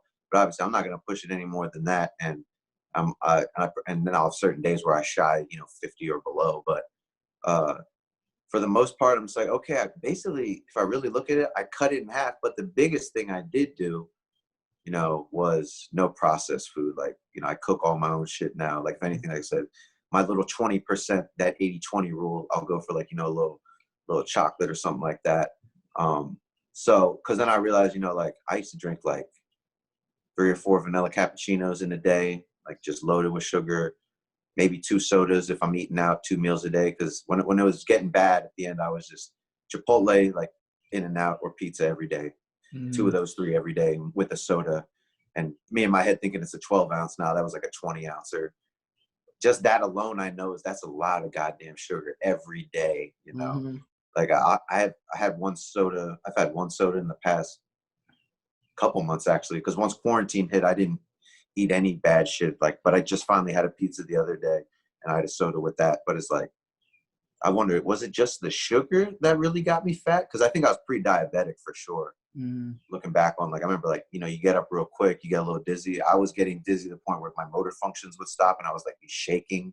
And I think, yeah, I was definitely, because I was definitely a sugar head. Like, but like I said, I'm even kind of pushing the boundaries there, and I wonder, was it the processing of the food too that also, because I know that shit can be very inflammatory, but obviously these are things I don't want to test out. So I was just like, I'll just let those be questions in my head, because I don't want to go and test those things out again. Because first off, I don't feel like throwing up every morning again. And Mm-hmm. second off, yeah, I don't feel like getting fat again. But I've learned that it's not as crazy as I thought it was. You know, like I'm sure a lot of people go through that, especially as far as like body fat is concerned. Like I said, now eating healthy, I actually do eat pretty healthy. Yeah, I watch my ingredients. Like I said, other than my little 20% that I don't give a fuck about. Like, yeah, for the most part, I'm looking to eat clean and, you know, get things like carrageenan and shit like that out of my system. But yeah, I do wonder. Yeah, because the processed food is definitely, there's a whole nother science behind that, I'm sure. Yeah, I mean, for me having the autoimmune stuff with eczema and asthma, I'm I'm first off, like, I'm really okay with the diet I'm on, because like it's a lot of beef, a lot of vegetables, a lot of fruit. I will never be mad that I have to eat a bunch of burgers and steak. I'll never I'm be mad about that. never mad about that shit, Like, bro. and I'll never be mad that I have to eat a bunch of bananas, apples, strawberries, like mango, pears, oranges. That's my candy. Like, I love that. Like, I love fruit. I've always loved fruit. Pineapple. Oh, Shout out to a pineapple, oh, man. oh my God. Pineapple. It's candy. When it's Yeah, so ripe. nature's Oh, candy, man. Fruit is the oh. shit. So like I'll never get mad that I have to do that. Like, and the vegetables, like when I take, like, I cut up like a carrot or two, a half a cucumber, a stick or two of celery, and put it with some baby spinach, and put some freaking organic honey mustard or Dijon mustard, some apple cider vinegar, hemp seed oil, extra virgin olive oil, salt, Mm, pepper, basil, oregano, thyme, rosemary. That shit is fire. It is bang, such a bro. good salad. Like, Bang, bro. and all that stuff is so good for the body, so good for your gut health. You're getting your healthy fats, you're getting your healthy carbs from Yeah, the fruits and vegetables, and you're yeah. definitely getting your protein and your fat in there. The healthy fats from the oils, but also from the steak has that nice fat on it. Oh my God, it melts in your Give, mouth. It's so give me, good. give me the fats. And then have an avocado with it, and there's even more healthy fat. And Yeah. Mm-hmm. like, and sweet potatoes, oh, Yeah. more candy. I add honey and cinnamon to baked sweet potatoes. Oh my God, that's my dessert. Like that Right. that I'll never, that diet right there is keeping my asthma under control. There is no eczema outbursts anywhere. Like, Mm-hmm. my skin, yeah, I put lotion on after I shower, but like I don't, it's like I don't, it's like out of habit that I do it. Right. Like, I Right. don't Right. Mhm. have to like Have cover to. my body so that I don't break out in asthma anymore, or in eczema anymore. Yeah. Mm-hmm. It's I'm getting the collagen and stuff from the fats and the beef that I'm eating and stuff. There's so, and then every once in a while having some salmon, some cod, some tilapia. Like, Mm-hmm. the I real food makes me feel so good. So like, It does feel so much better. That's what I've been trying to tell people. Like, it's like, oh, I gotta eat. So I don't even think I could eat that little. I'm just like, yo, if you eat clean and whole, you'll be surprised at how full you fucking get. mhm, Like, I haven't eaten a thing today.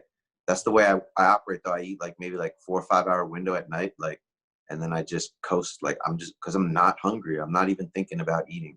mhm, Like, but that's so great because you realize where those little, for me, obviously the sweet shit, it's like I'd be craving like French vanilla.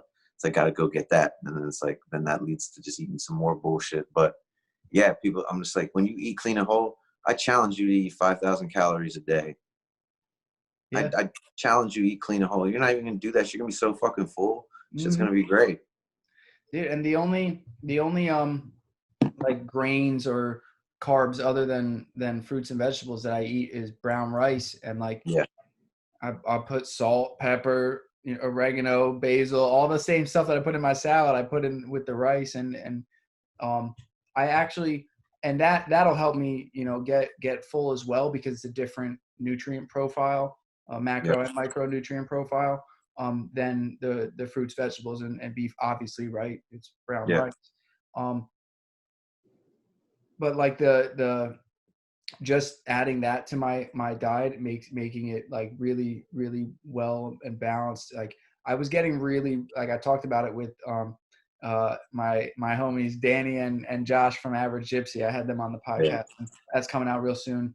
I had them on, and I was talking to them how I was getting really lightheaded when I was doing yoga, going from the folded, like bent over to stand and yeah, savasana, whatever, and I was getting really lightheaded. And um, like just through this conversation that's talking about diet, I realized that hasn't been happening as much. Like I still get lightheaded, but not like crazy lightheaded. yeah, And the only thing I can point to being different is that I added brown rice a lot more to my diet than yeah, before. Before it was for the first month of quarantine, there was no brown rice, and not because I wasn't going to eat it. It was just I wasn't making it. Like I had it, and like yeah, right in front of me was beef. Right in front of me was fruit that I just have to wash, and then vegetables that I cut up. But to like put the rice in, boil it. Just that whole process wasn't like it wasn't it right in front of me that I was doing. So, right, but then my mom showed me how to make the rice, and a little bit different than the recipe on the back of the thing because she wants it a little bit more firm, not so mushy. And hmm, it's one cup, 2 cups, 1 cup of rice, 2 cups of water is how she does it.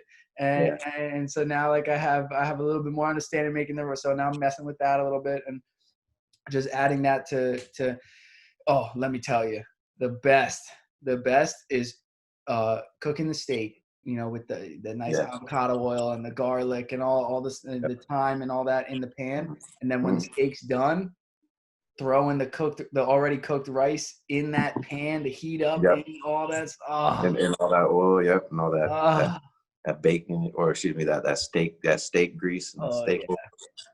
Yeah, Oh that's man, great, man. so good. So like people think eating healthy doesn't taste as good as eating unhealthy. You're on crack. It's funny because like that's the thing, because people really think like they think every meal that they've ever eaten is like off limits. Like no, like you eat this. I love beef. It's funny. I cook for like for the first while I was just eating burgers every night, man. I'm in heaven. But it's funny actually. I haven't had a burger in a while. I just haven't craved it.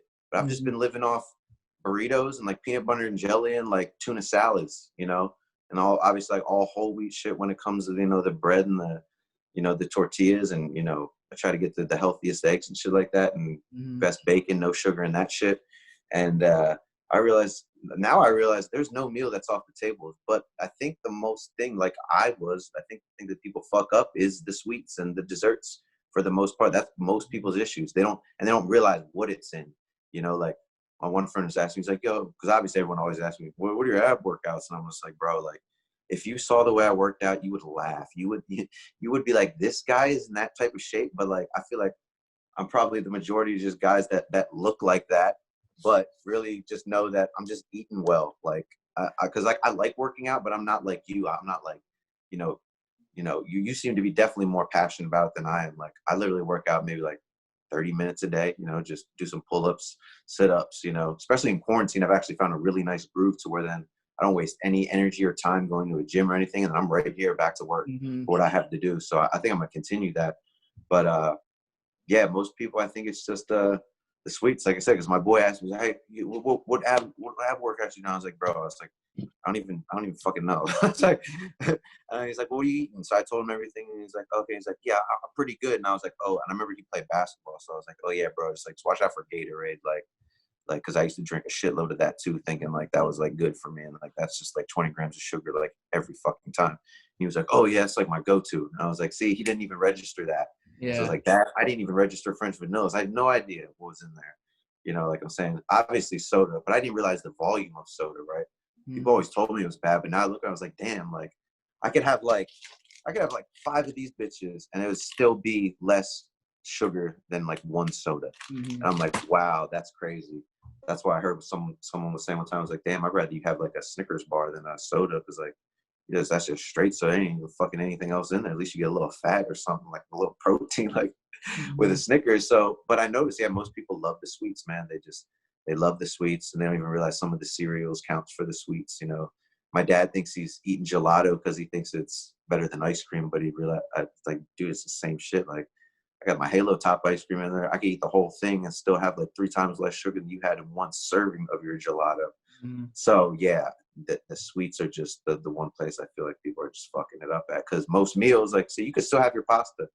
Mr. Keto is going to tell you can't have pasta ever again, but no, definitely have pasta. Shit, Michael Jordan even proved you. Dennis Rodman proved you can probably even drink like a little bit like an asshole every now and then too if you want to. Like, but it's the consistency, right? So people don't even realize how much sugar they're taking in every day, right? That's what's Yeah. crazy. Moderation with anything is important. You know, if you're hitting your, then I'm not someone who's counting my macros and stuff. Like Yeah.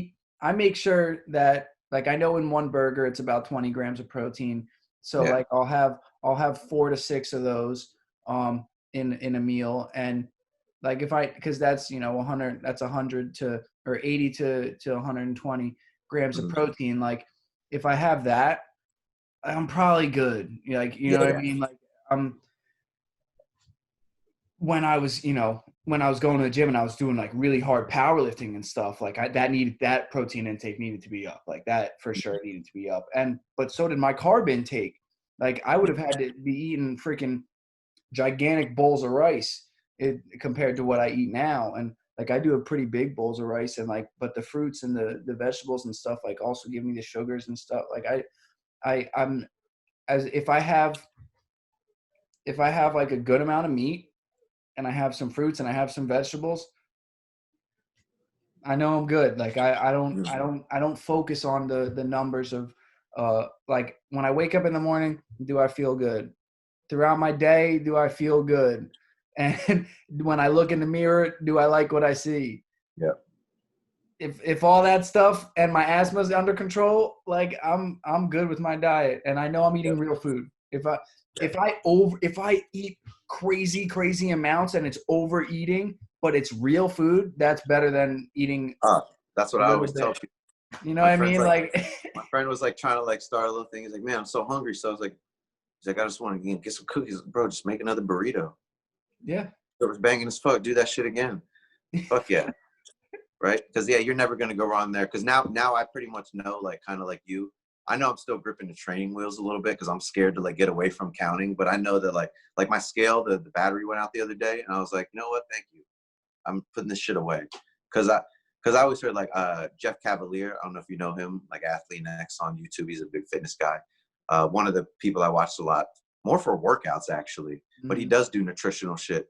But his nutrition just concept was always just free, just like clean and whole. You shouldn't need to count anything ever. But obviously, if you need to in the beginning, fuck yeah. But like he's like, I haven't counted calories in like 30 years, and he still eats like desserts and whipped cream. That's where I got the whipped cream from, because he's always about the whipped cream. So I was just like, yeah, I know now I'm ready for it. Now I need to let go, because like I said, I'm not a bodybuilder. I'm not looking to be in any competitions or be a health coach or anything like that. Mhm. So now that I know what I know that like I'm ready. I'm ready for the big leagues. I'm ready to just let it go, and because I'll know when I'm eating like a motherfucker again. I'll know when I'm eating like an asshole. That's pretty apparent. The thing with what I'm the like the double-edged sword that I'm kind of dealing with right now with the exercise and the music and the podcast, and Uh-huh. um I've dedicated so much more time to the health, to the fitness, to the working on the podcast, to the business side of music, that Yeah. I can tell you that when me and Chris make music, like it's 80-20, sometimes even 90-10, right? Like I know that about it, and I have no problem like talking to people about that. Like when it comes to the business side and stuff, like first off, Chris is like, he's an introverted musician that Yeah. is so good with music theory and so good with building chords and chord progressions and all this stuff that like it's almost better that I sit back a little bit and just let him kind of work sometimes instead of being like, no, we're a duo and it needs to be 50-50. And like, so like but I've also used that as a crutch for me to not work harder on getting better at music production. Right. I'm like, I'll keep focusing, like you said, on the stuff that I'm really strong in. Right. Like the just meeting people and having good conversations and then, but also the fitness side. Like, why do I love working out? Because like I've worked a long time on good form, and like I've always been someone who did sports and excelled at it and wanted to improve and like let's be honest, like a lot of this stuff is genetics, but hard work and genetics beats just genetics anytime. And so like I've always wanted to get faster, stronger, bigger. It was never like, it started off a lot of like, I'm small and like the ego, not the ego, the lack of self-worth and stuff. So like, maybe if I get bigger and stronger, like girls will like me, like that, like that's as real as I can be. Like as vain as I can be, like if I get bigger and stronger, like maybe girls will like me. And like instead of like the guy who's 6'2", that's, you know what I mean? Because like, how short I am, 5'4". Like I don't give. But now like it's so much more. Like I love powerlifting because it's weight classes, right? Yeah. Height don't matter. Your weight matters, right? So like I stay in my weight class and like I've been able to have some success with it. But I also go to a gym where like there's people in my weight class squatting, benching, and deadlifting 100 pounds in each of those more than me. So like I'm not the strongest person in the gym by any means, even in my weight class. So there's always motivation. That's like one of the big things that I miss about going to Diesel and freaking North Brunswick. That's one thing I really miss. And not just the fact that I don't have the squat rack and the bench, but like there's a family there, like early going to the gym the same time pretty much every day, seeing the same people there. We're all, powerlifters and bodybuilders in that gym. So like everyone's trying to hit new numbers and everyone's trying to, everyone's prepping for some competition. And like, they're always like, how you doing? Or you're 6 weeks out, or you're 15 weeks out. Like, where are you at in your training with? So just having that, like I really do miss that.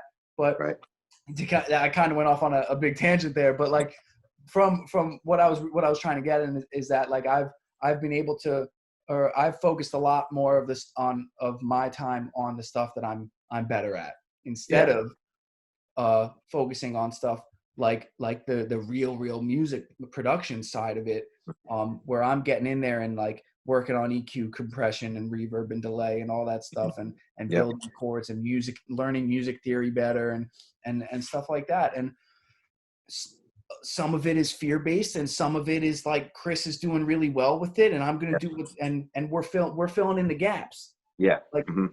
Like I don't get the music production, like right now where I'm at, the music production quality, me alone would not get music signed. Where Chris is at, the music production quality would get signed, but he's not doing the stuff of reaching out and building all these connections to where that stuff would go from that quality. So like we've filled in each other in the gaps with it. So not only did we come from two different spectrums of the music, but the extrovert me and the introvert him.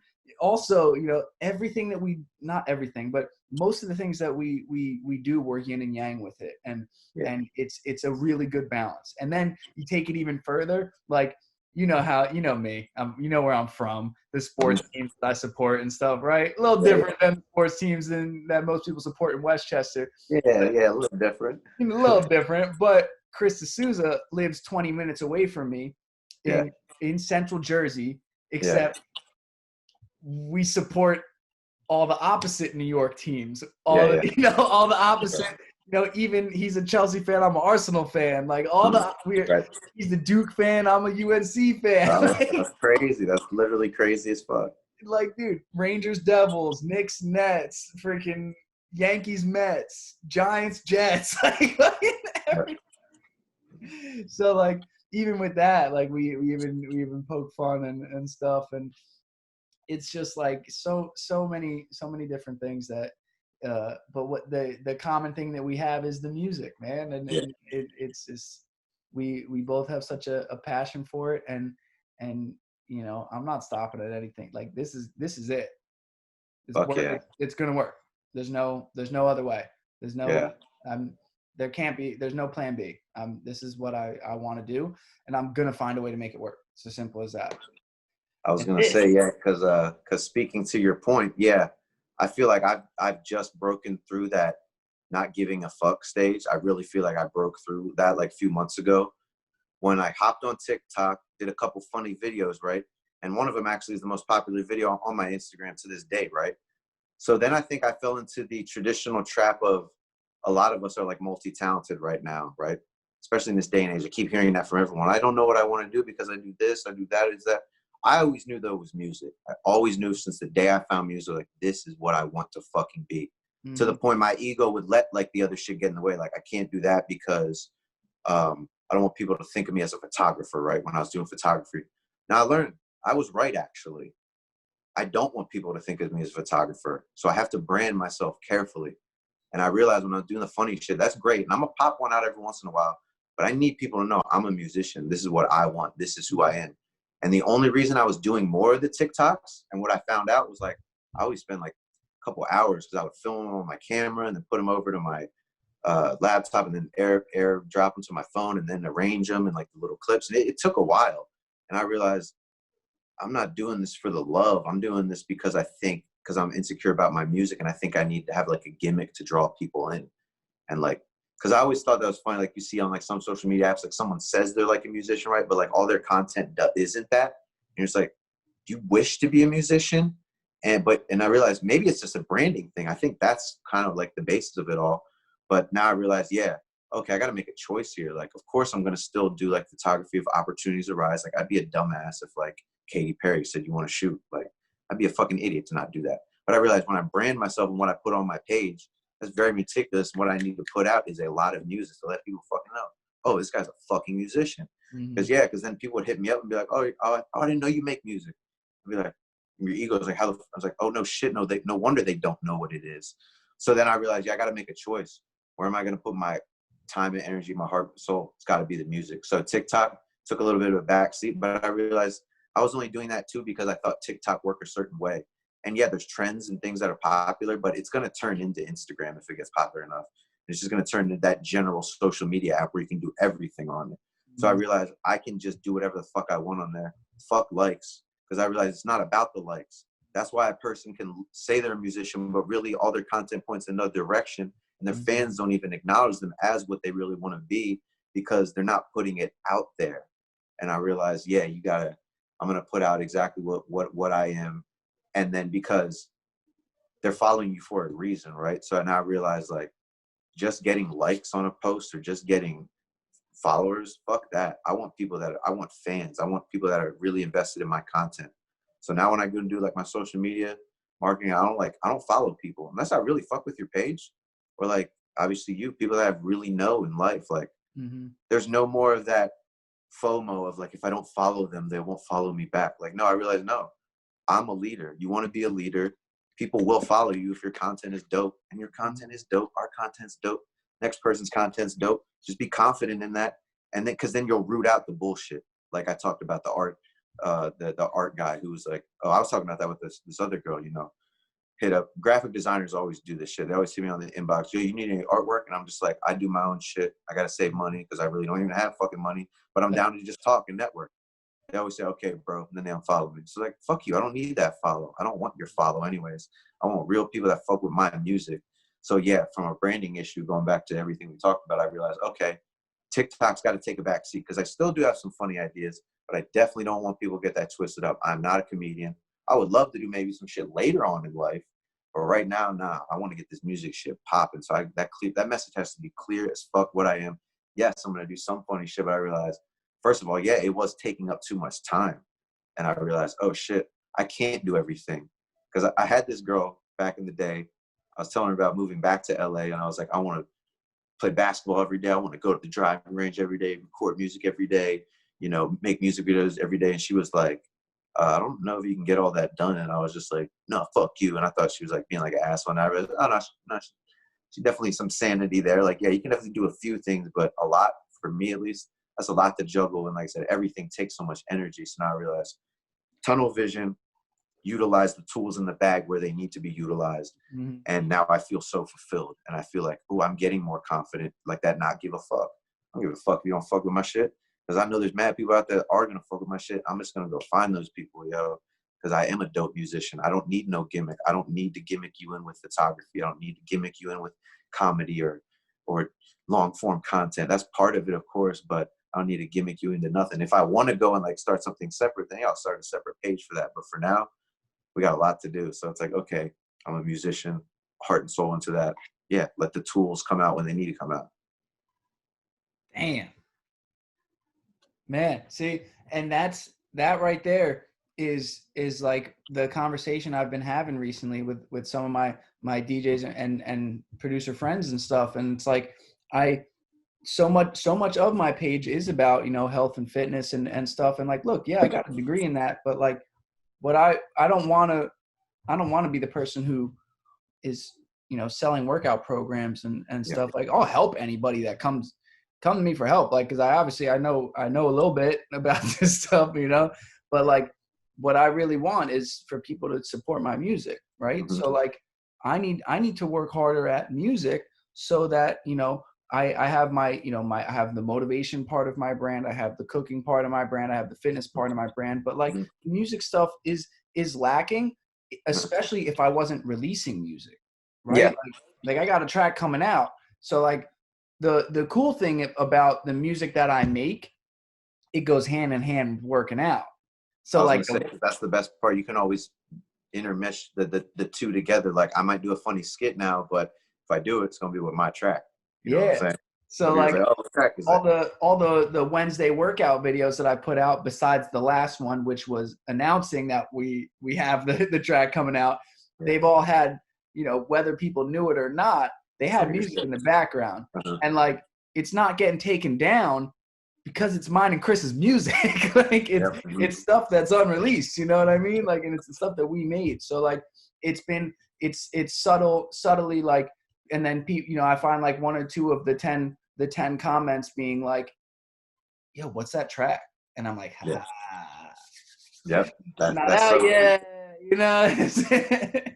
So that's one thing that I really want to, you know, it's so much of my brand has become about, you know, all the different things that I love to do. And like, I'm okay with that because none of it's fake and I love doing it. Yeah. So like, it's not like, you know, I don't want to name all right. So it's not like I took a brand and like, I want to do this because it's popular. Yeah. But now it's become a part of my brand. So I have to do it the rest of my life.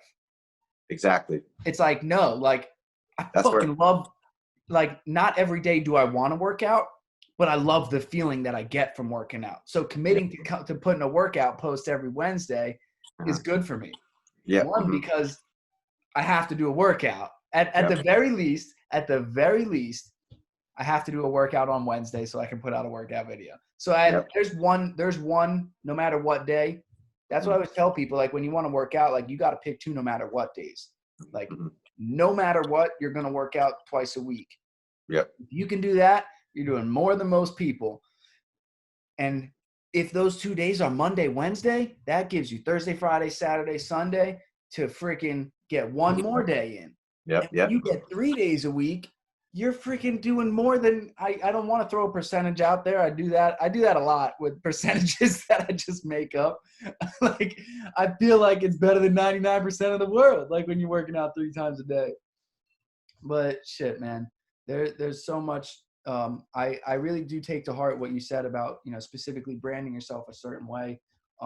Like it's what's really cool is that I've got some music production courses and stuff. Like, look, I know a lot more than I'm letting on about music production too. Like, it's just I don't do the grunt work of, it's on Chris's computer, and like when we're working together, like Chris is on the computer, right, and I'm in the room with him, and we're working on music together.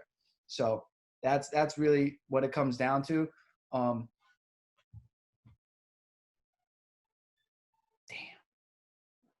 Hey, there we go.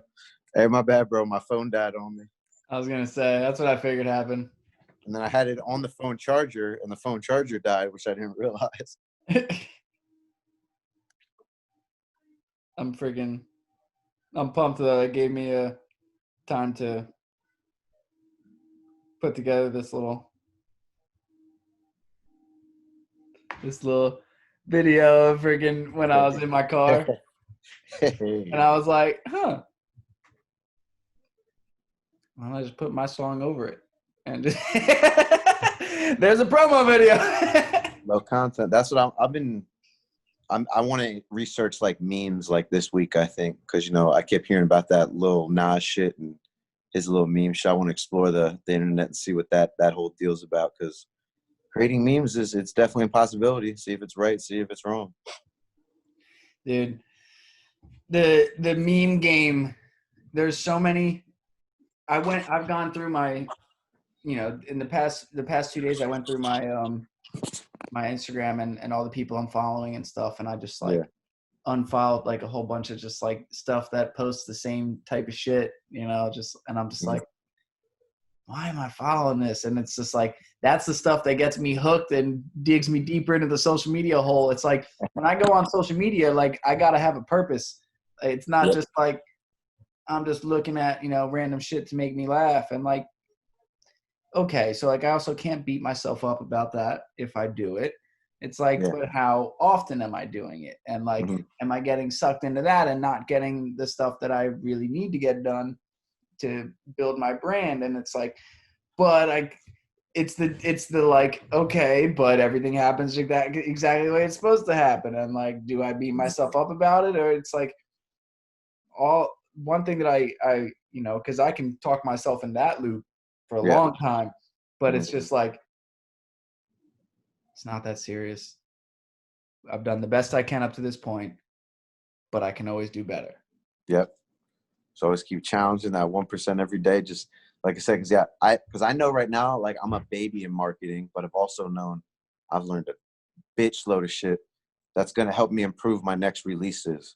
I'm not talking about getting 100,000 streams, or I'm not even talking about getting like 200 views on YouTube, but I know exactly what the incremental shit I'm looking for is, where the engagement's going to come from, and just simply knowing a couple key things about putting shit out there. So it's just like, you just try your best every day, and you already know if you're thinking about it, you're doing more than someone who's like me in the past. I would just make excuses for shit. Like people would talk about marketing, I'd just be like, I don't need marketing.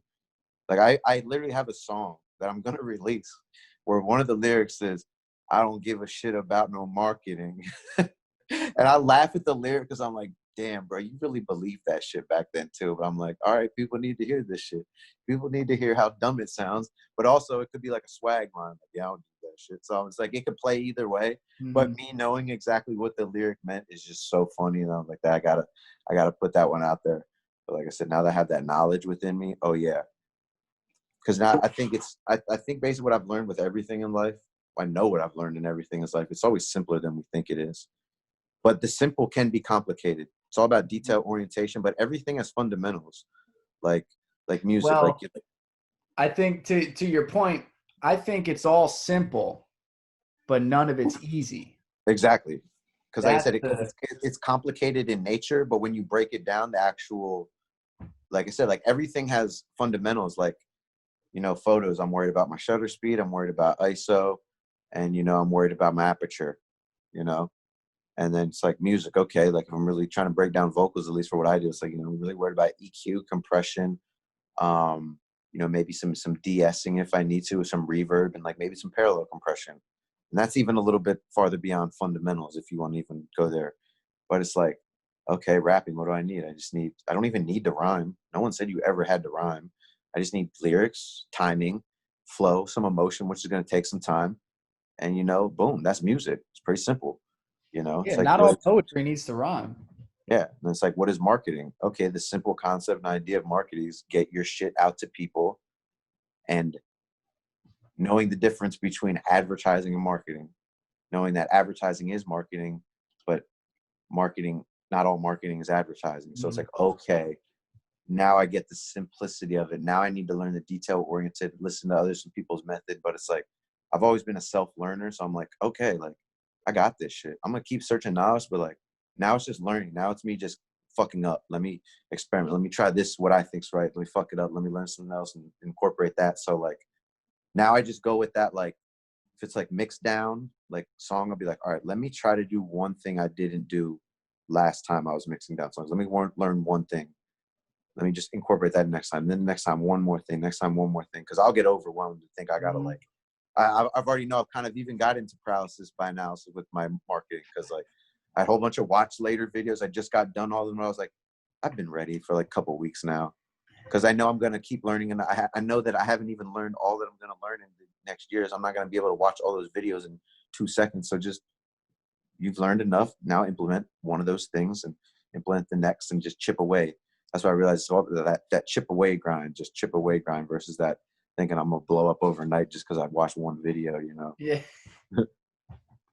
Dude, that is time. Things I must earn. Yeah. Because I realized with the simple marketing, with the simple idea of marketing, shit could be sustainable even maybe a little quicker than I even imagined. Just knowing that there's so many people with just numbers. That's all they care. They have no community and they wonder why they can't sell shit. It's like, okay, if I can just take care of, even if I can just take care of 100 people, hit you up in your DMs every now and then, say what's up, fuck with your shit, talk about what you're doing on your page. Dog, if I could have 100 people give me what, $50 a year, you know, like, come on, man. Like, and that's just starter shit. And imagine what the shit that we're really going for. But it's all about like, oh, the simple idea of talking to people and taking care of them and giving them value. Oh, that's what marketing is. The only reason I was scared of it was the same reason I was scared of learning engineering, because I looked at that soundboard and I was like, what the fuck? And then I realized the first lesson was like, oh shit, there's like mad duplicates here. I'm looking at all this shit thinking it's all different. It's, oh no, it's the same shit over and over again. Oh, okay, that was like a big load off. I was like, oh man. And then I was like, okay, I got to remember this for everything that I try to learn in life, because it always seems so fucking scary, right? It always seems so scary. So now I'm like, okay, when I do get to a point for selling shit, that's scary because I don't know anything about like sales tactics or funneling. But I'm like, well, I at least know that much because I heard it in some videos. So just watch some videos when the time's right. You don't need to worry about that shit right now. You know, so just worry about, like you talked about earlier, I'll worry about that shit when I need to worry about it, because I've learned actually, you can kind of learn shit pretty quickly. You know, a lot of people are smarter than they give themselves credit for. Like, learn shit pretty quick. And then you get, oh, okay, now it's, experiment, find what works with in that realm. But like I say, if you're just ignoring fundamentals and you think you want to be a photographer, good luck trying to work that camera, because you ain't gonna know what the fuck you're doing. The fundamentals are everything. If you have a solid foundation, you'll be good. If you know a little bit about making your pictures look a little bit better, if you know a little bit about making your videos a little bit better, if you know a little bit about, I don't know, if you know the basic, compression, the basic EQing, you can get a good enough sound where you get to the point of, all right, what's the next thing I need to learn? And when it comes to the marketing, like with my workout videos, like I like sitting back after I'm done making them and then putting the little word bubbles, like kind of making fun of me. Yeah, Like I like how you were doing I'm that, cracking up, switching it up. like I'm cracking up when I'm like picturing, it's like the 8 Mile shit, like how he said all the stuff that he was going to make fun of him about, and then he had nothing to say. So it's like, first off, if I say it first, like it's funny to me. So now I make people laugh with the content I'm putting out, and it's also got my song in it, I brought happiness to people with something that brought me happiness. That's why I was listening. I was listening to Gary Vee he was on a radio interview, and he was talking about self-deprecation. It's great marketing tool. Make fun of yourself. Because he literally talked about 8 Mile. He was like, remember what happened at the end? He's like, he just shit on himself. And they said, but I know something about you. It's like, look, I'm so open. I don't give a fuck, but I'm going to expose you for a fraud that you fucking are. And that's why I realized, yeah, this internet shit, all you frauds are getting exposed. Everybody knows your shit's fake. Get the fuck out of here. I know you got fake ass followers. I know you got fake, comments coming in, but my shit is real as fuck because I don't worry about those numbers. If my time to blow, if my time to blow is going to happen, it'll happen. And it's going to be because of the luck I created for myself. And it's not even really going to be luck when you look back on it. Like I said, Good yeah. fortune. Every now and then someone wins the lottery. Yeah, for real. But do you ever even fucking remember those motherfuckers' names? Hell no. Because they don't have no sustainability because they're not about shit. They just wanted something really quick and then they're gone. Because they thought that that's what life was. And so sustainability. Like I said, create that community. Fuck yeah. And then like I said, self-deprecation, that's great. And also what I noticed too is like now I'm just going to be like looking out for like what's popping and how can I make it different, because now we're in saturationville. That's why I like what you did, because everyone's doing the caption videos now, which are great. Yeah, because it is good, because like people do listen to their shit without their sound on, but no, there's definitely people listen with sound on, because like I always just think about if the poorest motherfucker on this planet can make it, then basically everything I'm kind of worried about, actually I don't need to worry about at all. I literally don't even have to worry about, I could literally throw out songs unmixed. I know it, and make it in the industry, because there's some poor bastard out there right now who has the heart, drive, dedication, who literally can't do it, has no computer to go to, and literally just has to get the shit raw from like the studio that he scratched together $30 to. He don't give a fuck because he knows what it's about, just getting out there and doing that shit and showing people what it is. So like half of the battle is just getting over the vanity. I've always known that. Mac Miller, shitty ass videos, million views. Now, but I would use that as an excuse back in the day to not better myself and challenge myself to learn more. But now I realize, oh fuck yeah, what I have is totally good enough. Actually, what I have is better than a lot of people. Some people are, if you have a phone, if you have a camera, you got no excuse to not have a music video. Like, fuck it, you don't need no expensive ass shit. The reason why these phones are so expensive is because of the cameras and the quality. Mm-hmm. Like that's a big part of why they're so expensive. So like, use that shit. You know what? Get a tripod that you can hook your phone up to. Get a freaking you spend $30 on Amazon. You can get a tripod. You can get a lens to connect to your phone, and you can get a $5 app to edit your videos and pictures.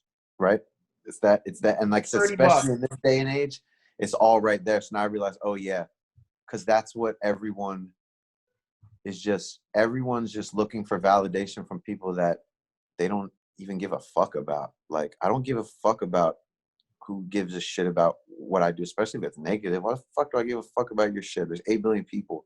Why do I give a fuck? Like, I don't care if I'm wearing chains in my videos. If I like chains, I'm gonna rock chains.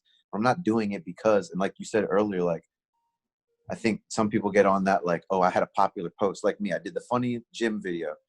I think the mistake I could have made was like, which I almost kind of did, like I talked about, was like, now I'm just going to make videos like that because that's the secret formula. No, it was one video. If I just make funny gym videos, then everyone's going to know me as the funny gym video guy. Yeah. And you'll see spikes. There'll be one that's more popular, but it's not the secret formula. Just like someone makes a song and then they think they got to make every song just like that. No. That's what art is. It's creation. It's evolution. Because like I said, there's always trends that are going to be set. Now I realize, ooh, I got to be that bold. I got to be that confident, that fearless too, to know that just because everyone else is doing it and may even be working for them, I actually don't want to do that now. I see all you doing. I don't want to do that now, actually. I want to create something completely different from that. If it's a trend, I feel like hop on it, fuck yeah. But I'm not going to be trapped in that shit like, like a sports team. Like, fuck the analytics department. Do your job. We're going to consult you, but like 9th inning, game 7, fuck the analytics. Get the fuck out of here. I'm looking my players in the eye and saying, who the fuck is ready? And I know who's ready when I see it in their eyes, just like all the analytics in the world. And we still know Michael Jordan going to hit that last shot because he's that fucking good and he's that fucking dedicated. But the analytics would say, he's not going to make it because he shoots the 32% when the temperature is 67 degrees below. Shut the fuck up. Yeah. Just create and get it out there. Like I said, simple shit. Mm-hmm. And then you realize, oh, detail orientation. And then people see something that works. They call it gospel. They write a book about it. And then that's the way. You realize all it is just you observing another human the way they did it. So now we all think that that's the way you got to do it.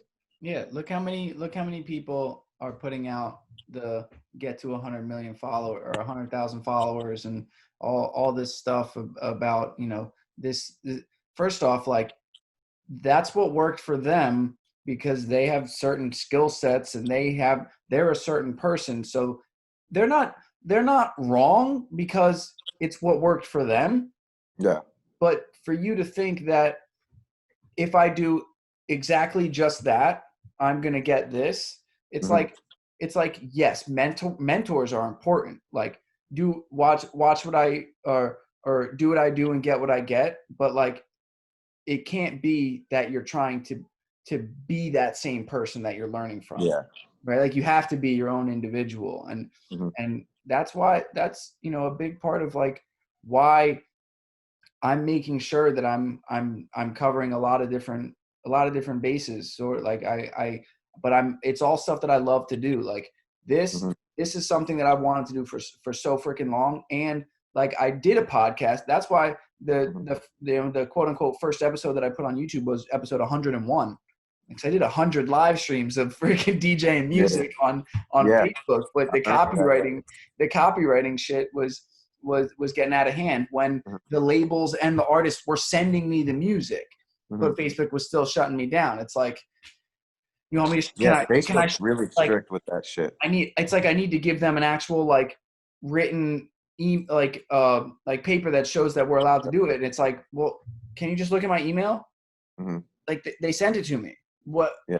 they, they sent it to me to play on this. Like, Right. they knew that's what they were sending it to me for.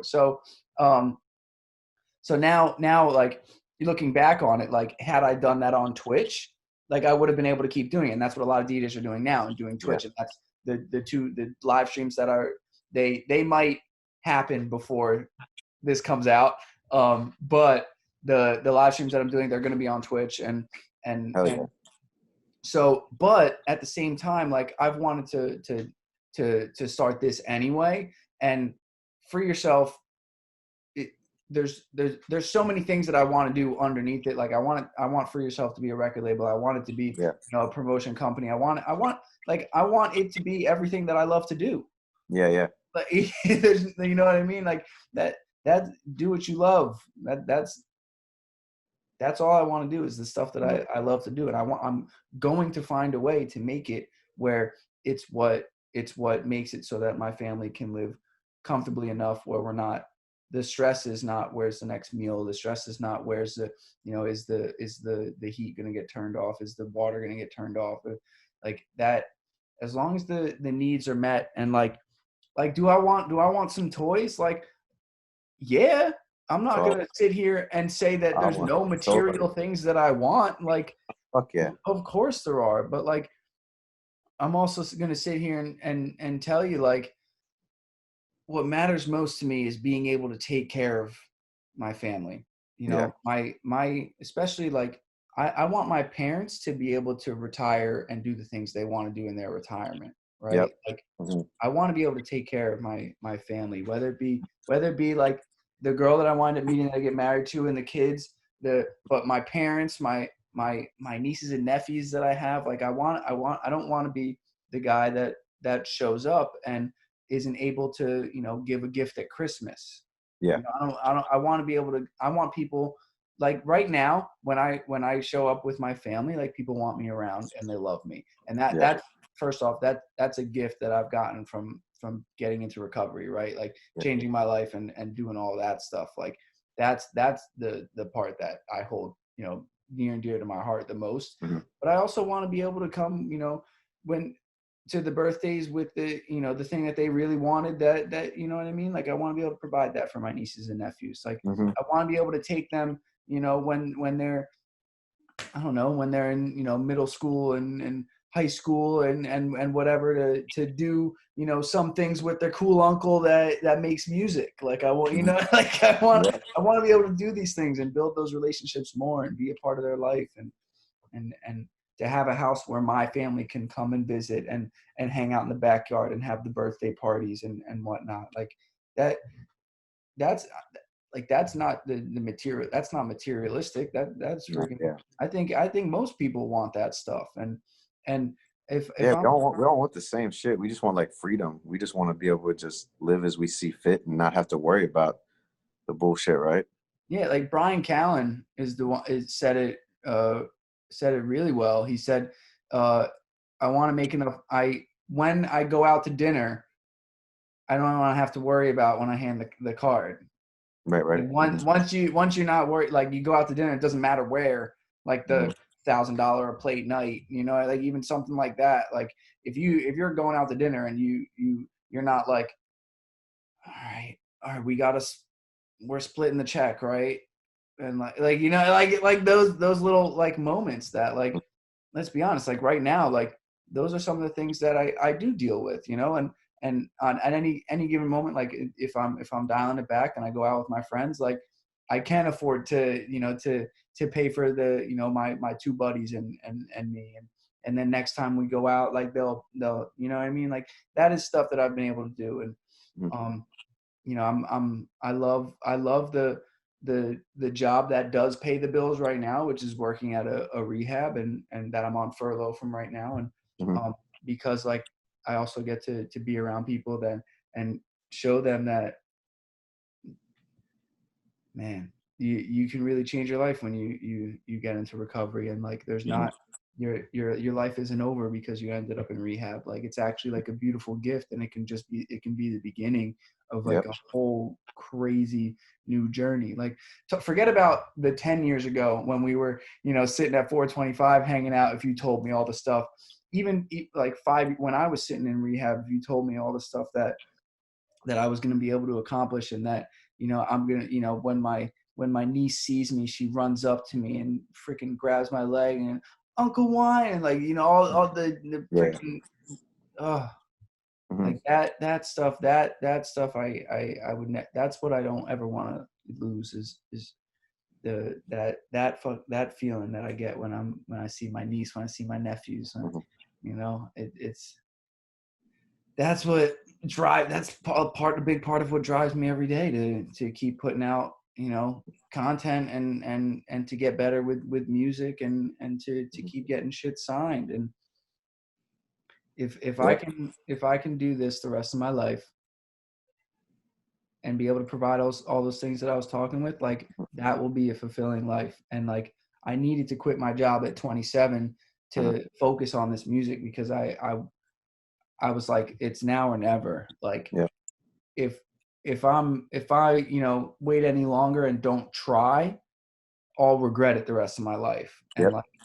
like I don't know what happens when we die, right? Like I don't know. I have my own beliefs, Hmm. right? But like there's no way to definitely know, right? Nope. So Hmm. like right now, like what my belief is that this is my one time on this planet. Yep. YOLO, baby. So like why wouldn't I do what makes me happy and brings me joy, especially if those things bring other people happiness and joy too, right? Hmm. Like it's Hmm. one thing if like the person is a rapist and that's what brings them joy. Like you don't do that. Yeah. Find Yeah. something else. Find something Yeah. else. Like Don't don't do do that. that Don't shit. do that. Like that's Don't do that's that. but if what you love to do is positive and Mhm. doesn't hurt anybody else, you should be doing it. That's how I 100. I feel like that the world could really be that would be the most optimal if everyone really realized what they truly love to do. Because I think most people know they're just scared. They don't want to try yeah. because they think it's their own voice in their head, but it's not. It's the voices of other people from the past. It's that's what I even think just on the trippy shit. I'm like, oh man, all these society mentalities and you can't achieve this and safe route this and blah blah blah. It's just all coming down from ancestry, passed up. All the great things you've been passed down and all the negative things. It just comes from people talking shit. People have been talking shit since the dawn of humanity, and the people that talk are always the people that never do shit. And Yep. unfortunately, then they cast like this, and they do it sometimes out of the best place because they're so scared and they want to be so cautious. But I'm like you said, I always thought about that from day one. I was like, holy shit. Like 12 years old, I just remember just looking at my lawn and I was like, where the fuck did this shit come from? And I always been like a little bit trippy, but that was like the first like really truly trippy thought I ever had. And I was like, wait a second. I literally don't know how this shit was made. I don't know how this got here. I don't know how I got here.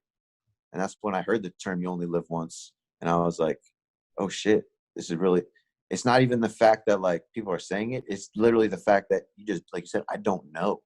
Like Mhm. I always get so enamored by that. It's like the romance of this life, right? It's like we are trapped, right? Like we're like, there's limitations. Like we like literally there's questions that have never been even close to answered since the dawn of time. That's on everyone's mind, but it's not because we all put it in the back because we don't even want to think about that shit. But I'm like, this is the trippiest thing ever. I don't even know what I am. Like you said, thoughts in my head. I've always thought that as a musician. I was like, this isn't even me. I'm like the messenger. Now that I watch Westworld, I'm even like deeper in like what the fuck is really going on. Yo. But so then I think, how could you not go after what you love? Because like I said, who gives a fuck? You're gonna die. Time goes by. Like I said, even like I yeah, I definitely do have sympathy for online bullying and shit like that. But at the same time, I'm also just like, it's just words on the screen. Like who and like who gives a fuck? Because you know, even logically, you know, that person who says some shit about me, like the track I make, they're not even thinking about me 10 minutes after they made that comment. It's just a passing moment.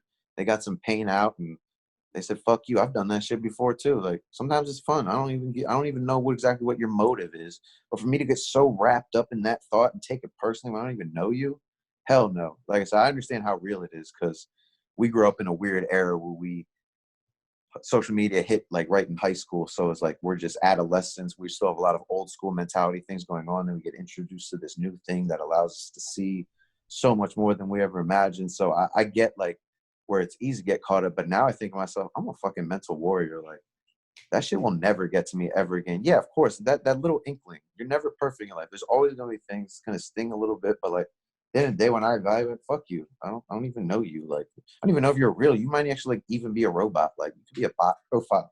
So it's just like, yeah, you just like how could someone understand this shit? How could someone? Because we all understand this shit. What the fuck is life? What the fuck am I? How did I get here? What happens when it's over? What is over? How could you evaluate all that shit and then still say to yourself, I'm gonna go do some shit that I like literally don't like doing?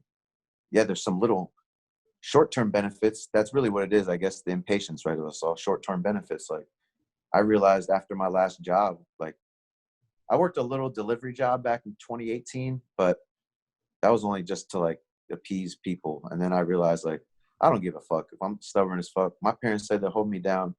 If you're telling me I'm a deadbeat, fuck you anyways. I don't need you in my life. Because I know I'm a hard worker, and I actually know that I probably work harder than you at your shit. Because I worked at Foot Locker before. I was there for 8 hours, but I was working maybe 10 minutes. I was just there collecting a check.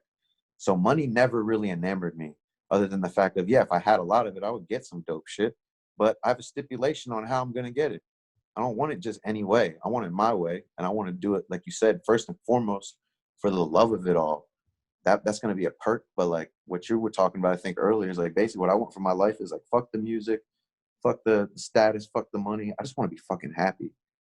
And I know a big pillar of that is when you get put on this earth, God says work. You're gonna have to work, do something. So that's the biggest pillar of your happiness, I feel like, because you just even you being healthy and maintaining, you know, proper weight and ideal, you know, immune system like that, that comes from work. You got to work for that shit. You got to apply some energy. So I realized if my most of my happiness is going to come from what I literally do with myself every day to sustain this life, why the fuck wouldn't I do that thing that I absolutely love the most? Because that only makes me a better person. I knew that working at Foot Locker, or even at like the golf course, like when I was younger, like in the pro shop, I was like, I don't love this job. So someone comes in, it's like, oh, yo, you got those new Jordans? Nah, man. Oh, well, what about in the back? And nah, and it's like, I know they're in the back. I just don't feel like fucking going back there and doing work. Maybe I don't even know. I just don't feel like I'm not a bad person for that. I'm probably like most employees, but this is not good. Because when I do my music and like we're talking right here, I don't even think about time. I don't even think about what I'm getting out of it. I just think about, ooh, I love this shit. Let's go. Let's go. And then you realize, oh shit, I can make a living off this. Okay, most people don't believe in it. That's fine. But I get why y'all don't believe in it. But oh shit, I definitely want to spend my time doing this shit because I'm a better person for this shit. And that's the whole point of life is being a good person and fucking trying to better the world. Because like I said, we don't know why we're here. So that's like, to me, like the ultimate test of it all. So what are you going to do with that? You could say, fuck it, I'm going to be a fucking piece of shit because I don't think anything's going to happen. Or you could say, I actually really love all this shit because all the love it's shown me, whether it's through humans or even just through Mother Nature. Love is the overall theme I've noticed from life. It's always there and it's always got your back. So I don't know why I'm here, but I'm going to treat it like this shit means something. So it's like, yeah, how could people not do what they want? But I get it. Life's scary. There's so much of like the way you're supposed to live life, right? There's so much that you go to elementary school, you go to middle school, you go to high school, you go to college, you get a job, you work 40 years, you retire. Right. And then you die. And then So say, like it's over. when someone like you or me is deviating from that, they're like, that's wrong Mm-hmm. because that's not what I think life is supposed to be. Mm-hmm. And like just the but at any given moment, like I know myself. So like I can get caught up in the like I'm not on the timeline. I'm not on the right timeline. Like I'm Mm-hmm. not doing what I can get caught up in that mindset of like I'm not doing enough. I'm not, I don't get paid enough at the job and I don't get, I'm not getting anything. Like I work during this quarantine, I've been working 16-hour days, Mm-hmm. right? But like, is there a paycheck for the 16-hour days? Like right now, no. Right Mm-hmm. now, no. But do I enjoy all 16 hours? Fuck yeah. Hell fucking yeah. Fuck yeah. I love this shit. This, the fall in love with the grind. I don't know if those are exact words from freaking Gary Vee, but like, if Fall in you're, love with the process, man. Fall in love with the process, man. It's if because he does speak that truth. Because you've known what it's like. It's like, yo, I do something. I worked so hard to make the basketball team in 7th grade, and then I'm on the team, and it's just like, oh, now this is regular. But oh, I enjoyed the journey. Now that I look back, oh, it was the journey that was the fucking dopest part. Because now I get to go back and say, oh, that was the moment that changed me. But that was the moment when I put it into real full gear mode. So now I'm just like, oh yeah, it is about enjoying the fucking journey. Love the process, love the grind, knowing that it's going to be incremental. Yeah, people are going to catch on little by little. Like I said, one follower today, got some new guy in my inbox. I'm going to hit him up, say, what's up, thanks for the follow. Then another person. Then you realize, ooh, just like I said, even if I look back a month from a month ago, like, ooh, I've already gotten like 4 or 5 more people that I know are rocking with me heavy now. It's like, oh yeah, chip by chip. And then you realize, yeah, the money's not here right now. But if I do everything I'm supposed to do, 3 years from now, we'll be good. And it's like 3 years doesn't sound like shit now. I mm, could do 3 years in my sleep, yo. But like when you're just starting, and it's like probably the mistake we all make is like you just want to blow up so fast, right? Because you heard 21 Savage did. And that's probably not even the fucking full story of it all. If he actually had to tell you what was real, he might even be doing that for a marketing purpose, just to get people talking about some bullshit. Just like now we know most rap beef is fucking created. Like that's the beauty of, like I said, marketing and the art of it all. But you realize, yeah, you're totally on the path and you love what you do. Yeah, that grind will definitely pay off. And trust, yeah, and like you said, fall in love with the process, because that's where all the love is. Because once it's all over, what the fuck you left with? Just your life. Like no matter how many followers you get, they're never gonna be with you unless you walk out in public, and they're not even really with you. They're not gonna be your friends. Like I make a post, get 1 million followers or 1 million views, right? Then I turn off my phone. Still in my room by myself, watching TV, living life. Like it's just a number. mm-hmm. And man, at the end of the day, like how did I impact other people? Like Mm-hmm. when I do pass away, like what are people's memories going to be of me? Like how did I make them feel? Mm-hmm. Well, I sure as hell hope that they have positive memories of me, and like Mm-hmm. if if they don't, like I know that I'm a good person and it's their own shit. Yeah. Right? Like cuz right now, like I'm a pretty fucking good person, and like anybody who is impacted a certain way, like clients at my job where I'm in a rehab, like everything I do for these clients is because like I've got some experience on how to stay clean. And Yeah. I know that if they do these things, they can stay clean. So like if they're not doing these things and they're going back towards like the horrors of active addiction and they're going to go back out on the street and fucking die, like I'm going to fucking tell them that. Like if you keep doing these little things that are little things that are making it so that you're like little breaking little rules all the time, always just like taking stabs at the people that are like quote unquote in charge, that all the people that work at the rehab I work at are in recovery themselves. Right. They've all been exactly where they are. And all we try to do is everything that we ask of them is stuff that we did and stuff that we know will benefit them. So when they're not doing it, like first off, the sad part about it is that we're definitely not going to we're definitely not going to save everybody, right? Like addiction is freaking wild, and the opiate pandemic and all this stuff, like that stuff is still going on. In case people didn't know, like with this coronavirus stuff, like there's still fucking people ODing every freaking day. All it's sad, and so when someone comes into the rehab and they're acting out, they're just like, and then they try to go to the clinical side, and because I work at the housing side, and they try and like tell on me because I'm being hard on them. And it's like, I'm not asking you to do anything I didn't do or I don't do. And I work harder than you ever have in your life at these things. So like, if you do half as much as I do, you got a shot. But if you don't do freaking anything and you fight that process, like you're going to go back. There's nothing I can do that, punishment that I can give you. Like you're going to get the worst punishment of it all, which is going back out into active addiction.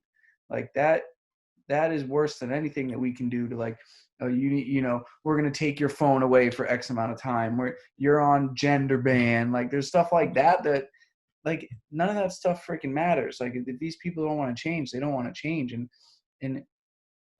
And change is hard. Change is hard. But like, look, you got a bunch of people that work here too that are doing on a consistent basis the stuff we're asking you to do. So like we lead by example first and foremost. But like, man, it's so hard to get through to some of these people. And like the reality is we're not gonna get through to all of them. But like that's why they always kind of preach, like everyone that's kind of done something big in life, there's always kind of preached about like, if I can just reach one person.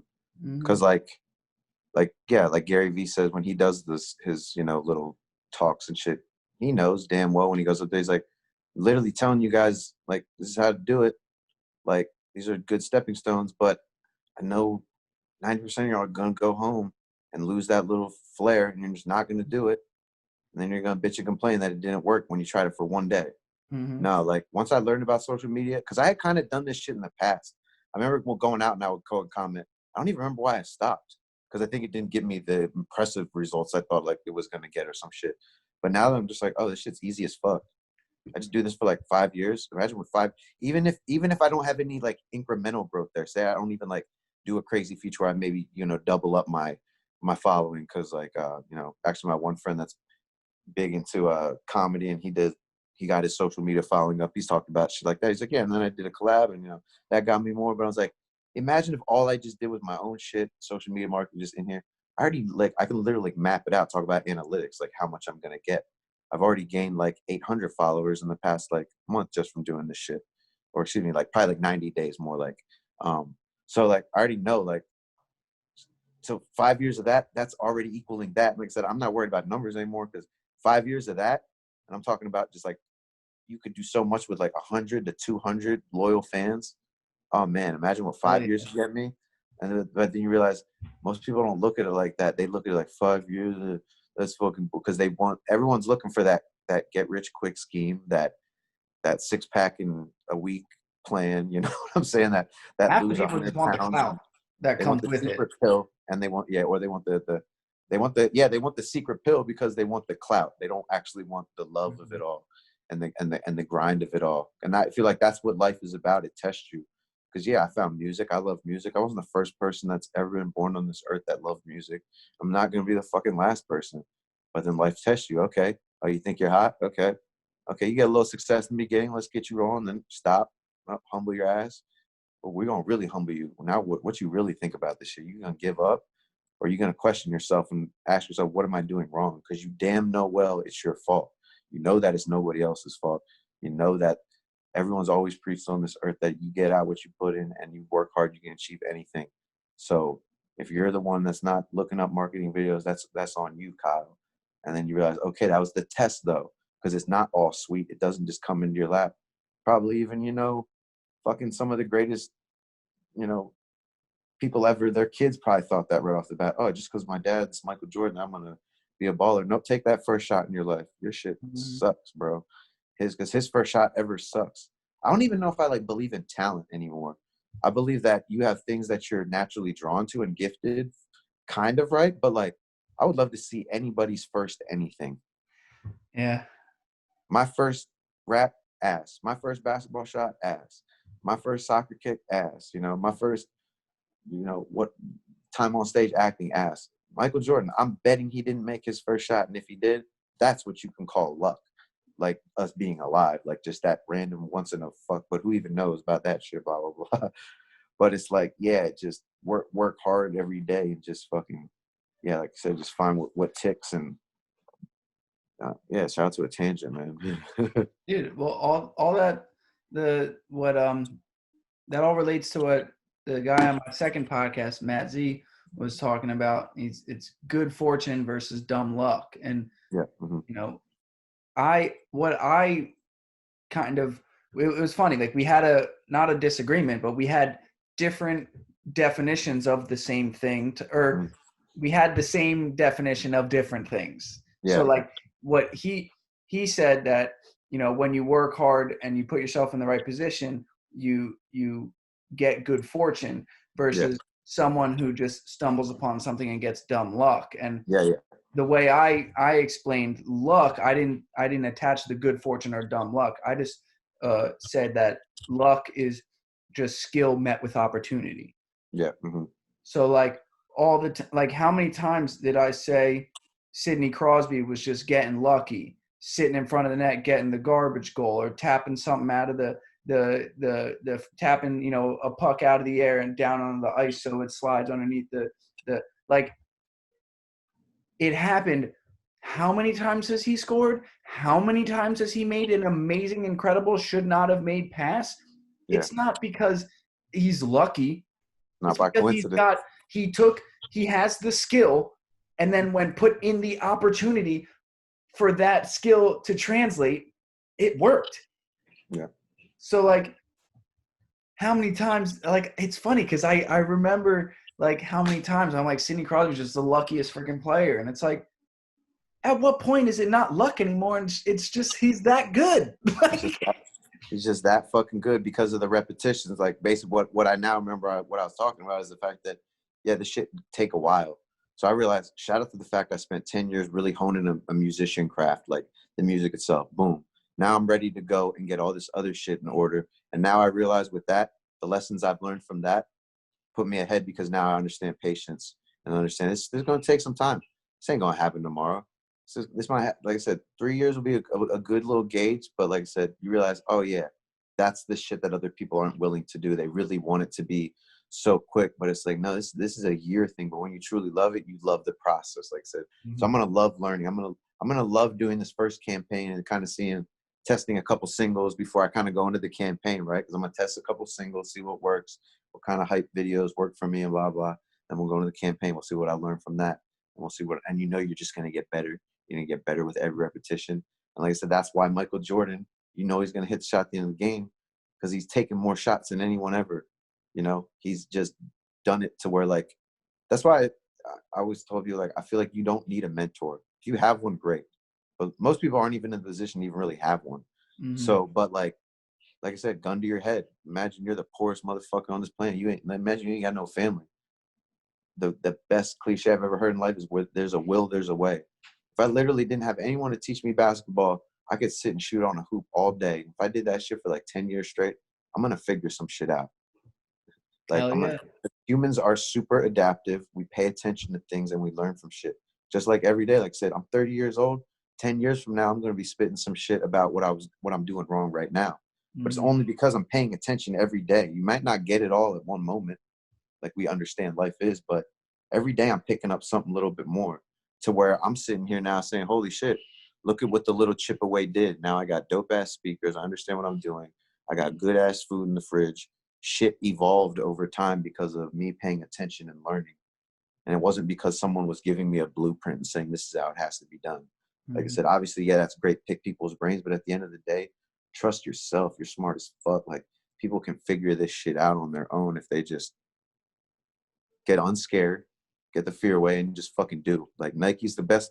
That's the best fucking brand logo. Fucking whatever. I don't Mhm. even know what the word I'm looking for. Just do it. This is the Yeah. best thing Just ever, do it. yo. Just do it. Good things will happen if you just do it. You will. You are smart enough. You will figure a way to figure out how to fucking make that shit move. And when you reach a point where you don't know, there's YouTube University. Whatever part you're stuck at, Yeah. type that exact sentence into YouTube, and you'll get unstuck. Like Exactly. it's and there's always like you said, there's where there's a will, there's a way. There's always a way to learn. There's always a way to learn. There's always more to learn. The Yep. the Exactly. older I get, the more I learn, the more I realize I don't know. Like Exactly. That's why, the like, I'm all like hype about this marketing shit over here, and I always have to preface it when I talk to them. I'm just like, yo, I don't know shit right now. I know a good little bit, but I can't wait to see what I'm gonna shit on myself for. Like I said, like 10 years, like, oh, you thought you know all that shit about marketing. Now what you look what you really learned, but that's the best part. I'm gonna fucking learn. We're gonna learn that shit because we're dedicated to it. Like I said, that's gonna be the downfall of other musicians and things like that is they just don't want to learn because they're scared. Like I said, yeah I've been there. Thank God I woke up one day and was like, nah, just because I knew it for years, just like I knew with food. I was like, I got to do some food research. And then right after the food was over, I was like, all right, now it's time for marketing. I've been scared of that word for years. Let me just YouTube University it, just like I learned everything fucking else. So now I'm just like, yeah, that knowledge is out there. And it's so dope that people are willing to give it. That's yeah fucking cool as shit. Like I said, love, man. This world is just made of love. Like, yo, shout out to you guys for just putting out information for all of us to just soak up. Cause you got it from someone else. You didn't just come up with that shit out your ass. Someone else Mhm. passed that shit down. And I think about that with like my ancestors now. I'm like, damn, even all this shit we're talking about right now, this is because people talked about this shit with us. They're literally like their energy they choked up in this lifetime they lived on this earth, and now it's being passed down to us. So it's like, oh shit, like you said, it is our responsibility. Like, let's look after the youth. Make sure y'all, get every knowledge you can from me, because I'm gonna be gone one day, right? You're gonna be gone one day. So like, little homies, like here's some shit that I learned. Now go do better than me. Yeah, and experience is the best teacher. It really is, man. That's That's true. man. And what a quote that I've probably said it on every podcast I've done so far. As you start to walk the path, the way appears, and man, especially in something like this, like there's so many people that have done it before us, Hmm. but everybody's different.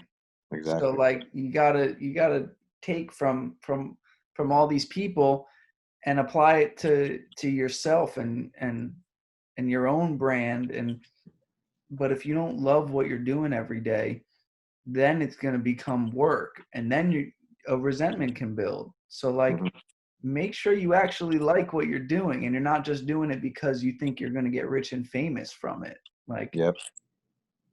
there's Like, so that's where I kind of feel like God kind of throws mirages at us, right? Like he gave me the little comedy TikTok and was like, I'm gonna fuck with you. I'm gonna like make this shit more popping than like any music post you've made.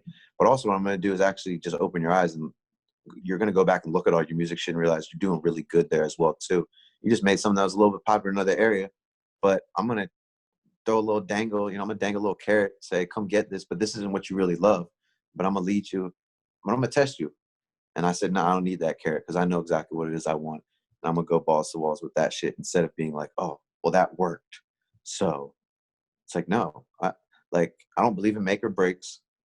I don't give a fuck if I make the most banging song ever tomorrow, it goes viral, and someone's, or excuse me, I don't, like, I make it, right, put up, doesn't do anything, somebody steals it and it goes viral as fuck. I don't give a fuck, bro. Like, I don't even give a fuck if I don't get no recognition from that, because I know I'm dope as fuck. If I do that once, I'm gonna do it again. Maybe I learn something from it, how to maybe protect myself a little bit better with it, not. But like, nah, nobody's ever convincing me that it's like all about one moment or this or that, or just because one thing worked, that's gonna what you need to do for the rest. Nah, fuck that shit. This is life, yo. Let's go. I want to dye my hair tomorrow. I'm gonna do that shit. Dude. I I believed that lie. The this gig is what's gonna make me do. I'm gonna make it because of this gig. I'm gonna make it because of this mix that I put out. I'm gonna Yeah, make yeah, it because of and that's why I say experience is the best teacher, man. Because you realize, like, first off, like, looking back at those mixes that I make, looking back at the shit that I've done, I'm like, wow. Like, first off, thank God I've continued to get better at all yeah, that stuff, yeah, um, because 10 years ago, making the mix in my frat house, room on the second floor, yeah, like, it was good because it was better than I was before that. Like, yeah. but now looking back on it, I'm like, you were mixing out of key, like you were mixing off time. Like, yeah, the kicks were lining up, but Right. like there's just so much more to it. And the more I work at it, the it's really gratifying to see um to the statement of progress equals happiness. And Yeah. but if you're only looking for big waves of progress, like, Mhm. that'll eat you alive. Like, It's just not realistic. Nobody, like, literally nobody does that. Like, yeah.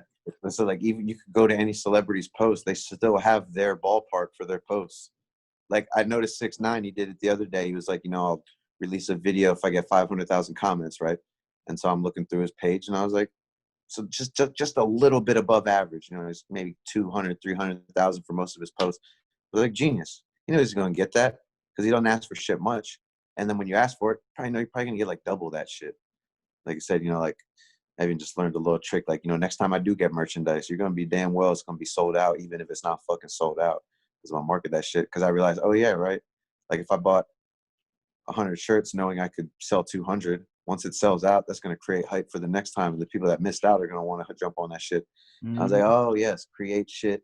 And then, but like I said, everyone's got their ballpark too. So you're thinking some incremental, like every day, like 6ix9ine's waking up and like quadrupling his views. No, he's like, that's just his ballpark right now. Mhm. Like, your ballpark is your ballpark. Don't expect that shit to just, yeah, sometimes shit will be crazy. Like I did get a 1,200, you know, view post on Instagram because of the funny gym shit, but like, it's like every once in a while. And this is not gonna happen every fucking time.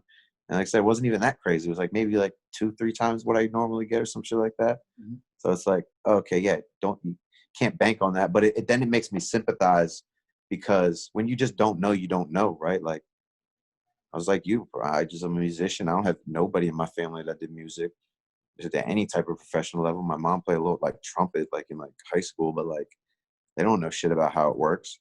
I was just going off like what I saw on TV, and like I said, every every thing I grew up seeing was like 8 Mile, right? Trying to get the studio time, where the guy's passing the demo tape to someone, and not realize, oh shit, another weird age that we were born in, because like social media comes out, but we're still thinking about the old school way of music, the way it worked, and like, oh, you got to get signed by a label or something like that, especially for like rap, and things like that. So you got to get signed, you got to have like a manager, A&Rs, and like this and that. And then we didn't even realize at the time the landscape was shifting.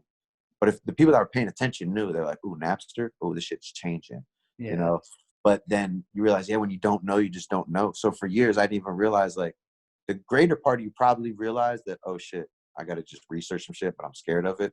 But even that little bit of you is like, no, but that's the way it used to work. Like, if I just, like, I could just post a video and I'll blow up, right? Nah, Mhm. nah, that's not how it works. But I said, when you don't know, you just don't know. So I'm like, oh yeah, that's why people teach people shit. Like, shout out to high school. I realized what that shit's about now. It's not even about the fucking curriculum.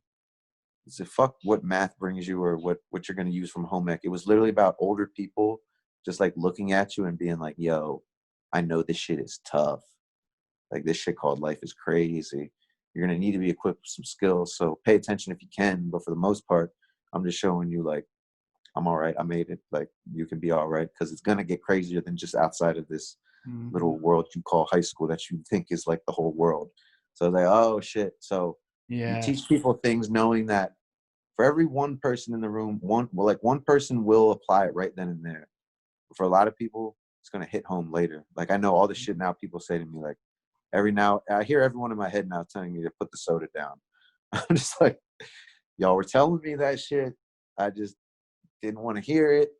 I didn't know any better, but if you didn't say it, you know, maybe I would have never fucking registered it. So you just say shit in hopes that maybe even later on down the line, someone will remember that shit.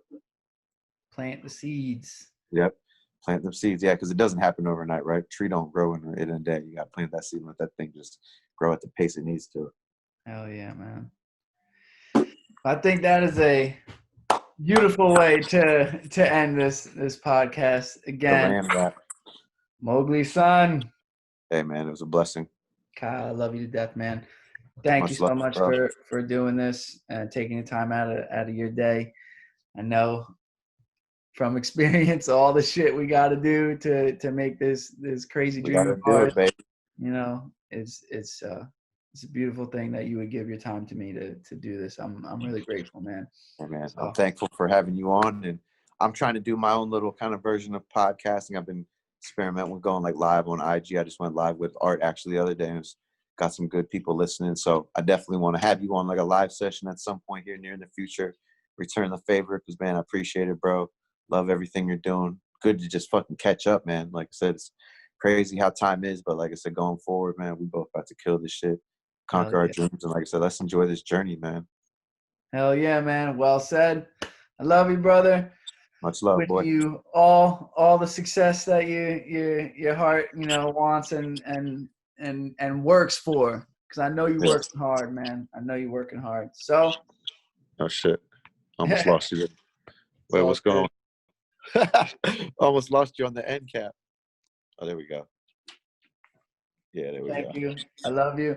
To everybody that tuned in and watched the podcast, peace, love, unity, respect. I appreciate you, man. I appreciate you, my brother. Stay safe, my bro.